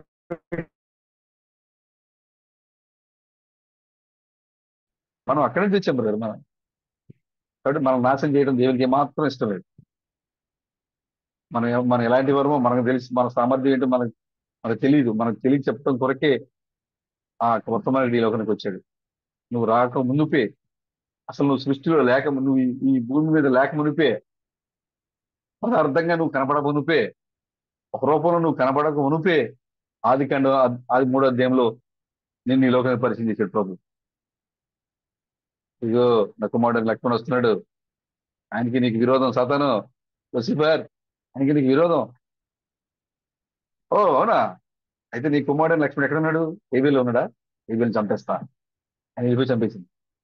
చంపేసి ప్రభు దగ్గర తిరుగుతుంది, చెప్పావు కదా లక్ష్మణ్ వస్తాడని, చంపేసే లక్ష్మణ్ని. ప్రభు ఏం మాట్లాడలే, ఎందుకంటే లక్ష్మణ్ మరి ఎప్పుడు రంగం అయిపోతాడు ఆయనకి తెలుసు కదా. కానీ వాడికి తెలియదు కదా, వాడు అనుకున్నాడు చంపేసే. కానీ ఇప్పుడు ఇక్కడికి వచ్చిన ఈ లక్ష్మణ్ గారు నిలబడి, నీకు నాకు వైరం రా చూసుకున్నారా, వీళ్ళు కరిమేలు పర్వతం మీద వీళ్ళే సవాల్ వచ్చినట్టుగా నీ వాక్యం గొప్పదో నా వాక్యం గొప్పదో చూసుకున్నారా, నీ దేవుడు గొప్పడు నా దేవుడు గొప్పడు చూసుకున్నారా.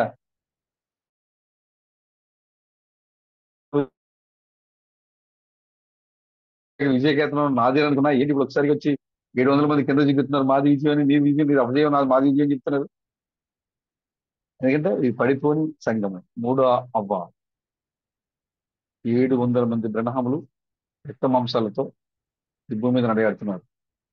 ఈ బ్రహ్మములు రాబోతున్నారని దేవుడు ముందుగానే ఈ లోకానికి పరిచయం చేశాడు మిమ్మల్ని. ఆ అవ్వని ఆ ఏదెన్లో, మొదటి ఏదెన్లో అవ్వ వచ్చిన తర్వాత పరిచయం చేశాడు. కానీ ఇక్కడ మీరు రాక మునిపే పరిచయం చేశాడు ఆయన.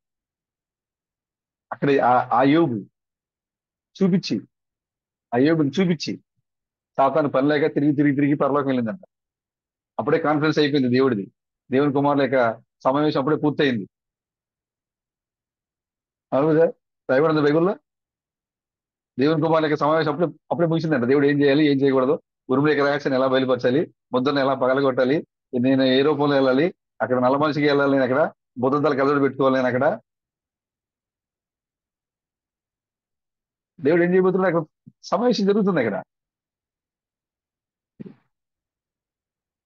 అప్పుడు నేను భూమి మీదకి ఇచ్చినప్పుడు ఆ యొక్క సందేశాన్ని వినడానికి 700 మంది పెళ్లి కుమార్తెలను భూమి మీద తీసుకొని రావాలి. అది ఎవరో కాదు, అది నేనే 700 మందిగా రాబోతున్నా. ఆ 2025 సంవత్సరంలో ఏప్రిల్ నెల 17వ తారీఖున జూమ్ కాన్ఫరెన్స్ లో మేము అందరం మాట్లాడుకుంటాం.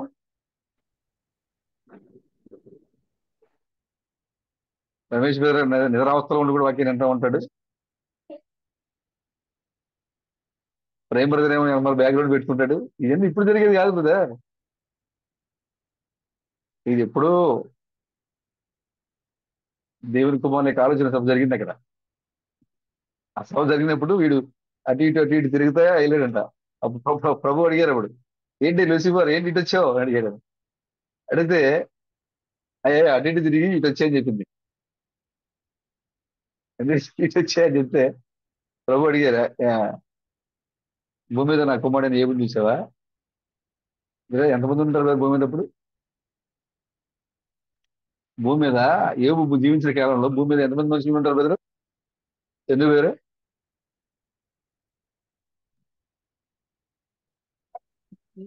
ఏమో కదా. లక్షల మంది ఉన్నది వేరే. లక్ష లక్షల మంది ప్రజలు ఉన్నారు. లక్ష మంది ప్రజల్లో దేవుడు ఎవరిని పేరు పెట్టి అడుగుతున్నాడు? యోగును. దేవుడు అడుగుతున్నాడు. అవును కదా. భూమి మీద నా కుమ్మడిని ఏబుని చూసావా అంటే అంటే ఎంతగా దేవుని యొక్క విశ్వాసంలో దేవుని ఎంతగా హత్తుకుని ఉన్నాడో చూడండి. ఇప్పుడు ఇప్పుడు ఇప్పుడు ఇప్పుడు ఇప్పుడు మన గురించి కూడా అదే అడుగుతాడు ఆయన. వాడు కూడా తిరిగి వెళ్తా ఉంటాడు, అట్టి ఇటు తిరుగుతూనే ఉంటాడు. భూమి మీద నా కుమ్మడైన లక్ష్మణ్ చూసావా? నా కుమ్మడైన రమేష్ చూసావా? కానీ వాడికి మనకి ఉన్న తేడా ఏంటంటే, లేదా యోబు కాలానికి మనకున్న తేడా ఏంటంటే, యోబు స్పష్టంగా చెప్తున్నాడు, యోబు జీవించే కాలంలో యోబు భూమి మీద ఉన్నాడు. భూమి మీద ఉన్న యోబుని చూపిస్తూ ఏలుతో ఇలా చూపించి, ఇదిగో నా కుమారుడైన యోబుని చూసావా అని అడిగాడు. నా కుమారుడైన యోబుని చూసావా అని అడిగాడు. కానీ అసలు చందు బ్రదరు తన యొక్క పదార్థాల్లో ఒక్క అణువైనను లేకపోతే ఒక్క తన శరీరంలో ఒక్క ఆర్గాన్ కూడా లేకపోతే, ఒక కణం కూడా లేకపోతే, ఇక నా కుమ్మడిని చంద్రని చూసావా? నా కుమ్మడిన లక్ష్మణ్ చూసావా? నా కుమ్మడిన రమేష్ చూసావా? యోబుని లైవ్ లో చూపించాడు దేవుడు, మిమ్మల్ని రాకమునిపి చూపించాడు దేవుడు. ఆనంద బ్రదర్, ఇప్పుడు 700 మంది పెండ్లి కుమార్తె భూమి మీద రాకమునిపే, అసలు వాళ్ళ పదార్థాలు లేకమునిపే, రూపాలు లేకమునిపే చూపించి దేవుడు సవాల్ చేశాడు. ఎందుకంటే దేవుడే 700 మందిగా మారాడు. ఆ 700 మందిగా మారాడు కాబట్టి, ఆ దేవుడు పాపం చేయని వాడు కాబట్టి, పాపం చేయని దేవుడి గురించి, పడిపోయిన దేవుడి గురించి ఆయనే సాక్ష్యం ఇస్తున్నాడు. అవ్వ పడిపోయింది, ఈ అవ్వ పడిపోయింది, ఆ అవ్వ ఐదులు పడిపోయింది, ఈ అవ్వ నైశీల పడిపోయింది, కానీ వచ్చి అవ్వ పడిపోదు. ఎందుకని? ఈ అవ్వ ఆయనే, ఈ అవ్వ ఆయనే బ్రదర్. చంద్ర బ్రదర్ ఎవరు? She him. ఆమె అతడు, అతడు ఆమె. రూపాలు మారినాయి, పదార్థాలు మారినాయి. సో మన యొక్క భౌతిక సంబంధమైన దేహ రూపాలు మారిపోయింది. యూదారబ్బిగా వచ్చిన ఎలోహిమే ఇప్పుడు అనే వీధుల్లో అనేక మంది రూపాల్లో తిరుగుతున్నాడు ఆయన. వివిధ రంగులు కృష్ణంగా తెల్లగా ఉండొచ్చు కాక, కానీ నీ లోపల దేవుడు నివాసమైనాడు. నీ లోపల దేవుడు నివాసమైంది తన యొక్క అధికారంలో భాగస్వామ్యం చేసి, తన సింహాసనం పైన మనందరూ వారసులుగా మంచి ఈ లోకంలో నువ్వేమై ఉన్నావో గొప్పగా పరిచయం చేయడానికే మరలా ఆయనే రెండోసారి పరిచయం ఈ లోకానికి వచ్చాడు. ఆయన ఆ దేవుడే, ఆ గొప్ప దేవుడే. అబ్రహాం సంతానంగా పిలువబడుతున్న చాలా మంది ఉన్నారు. మేము క్రైస్తవులు, మేము అత్యున్నతమైన సంఘాలమే ఉన్నాము, మేము క్రీస్తులను ఆరాధించే వాళ్ళము, చాలా మంది ఉంటారు. వాళ్ళందరూ కూడా అబ్రహాం సంతానమే, అందరూ అబ్రహాం సంతానమే. మీరు నన్ను ఎరిగి ఉంటే అంటాడు ఆయన. మీ పిల్లలు అబ్రహాం ఎరిగినట్లయితే మీరు నన్ను కూడా ఎరిగి అంటారు. వినపడుతుంది బ్రదర్?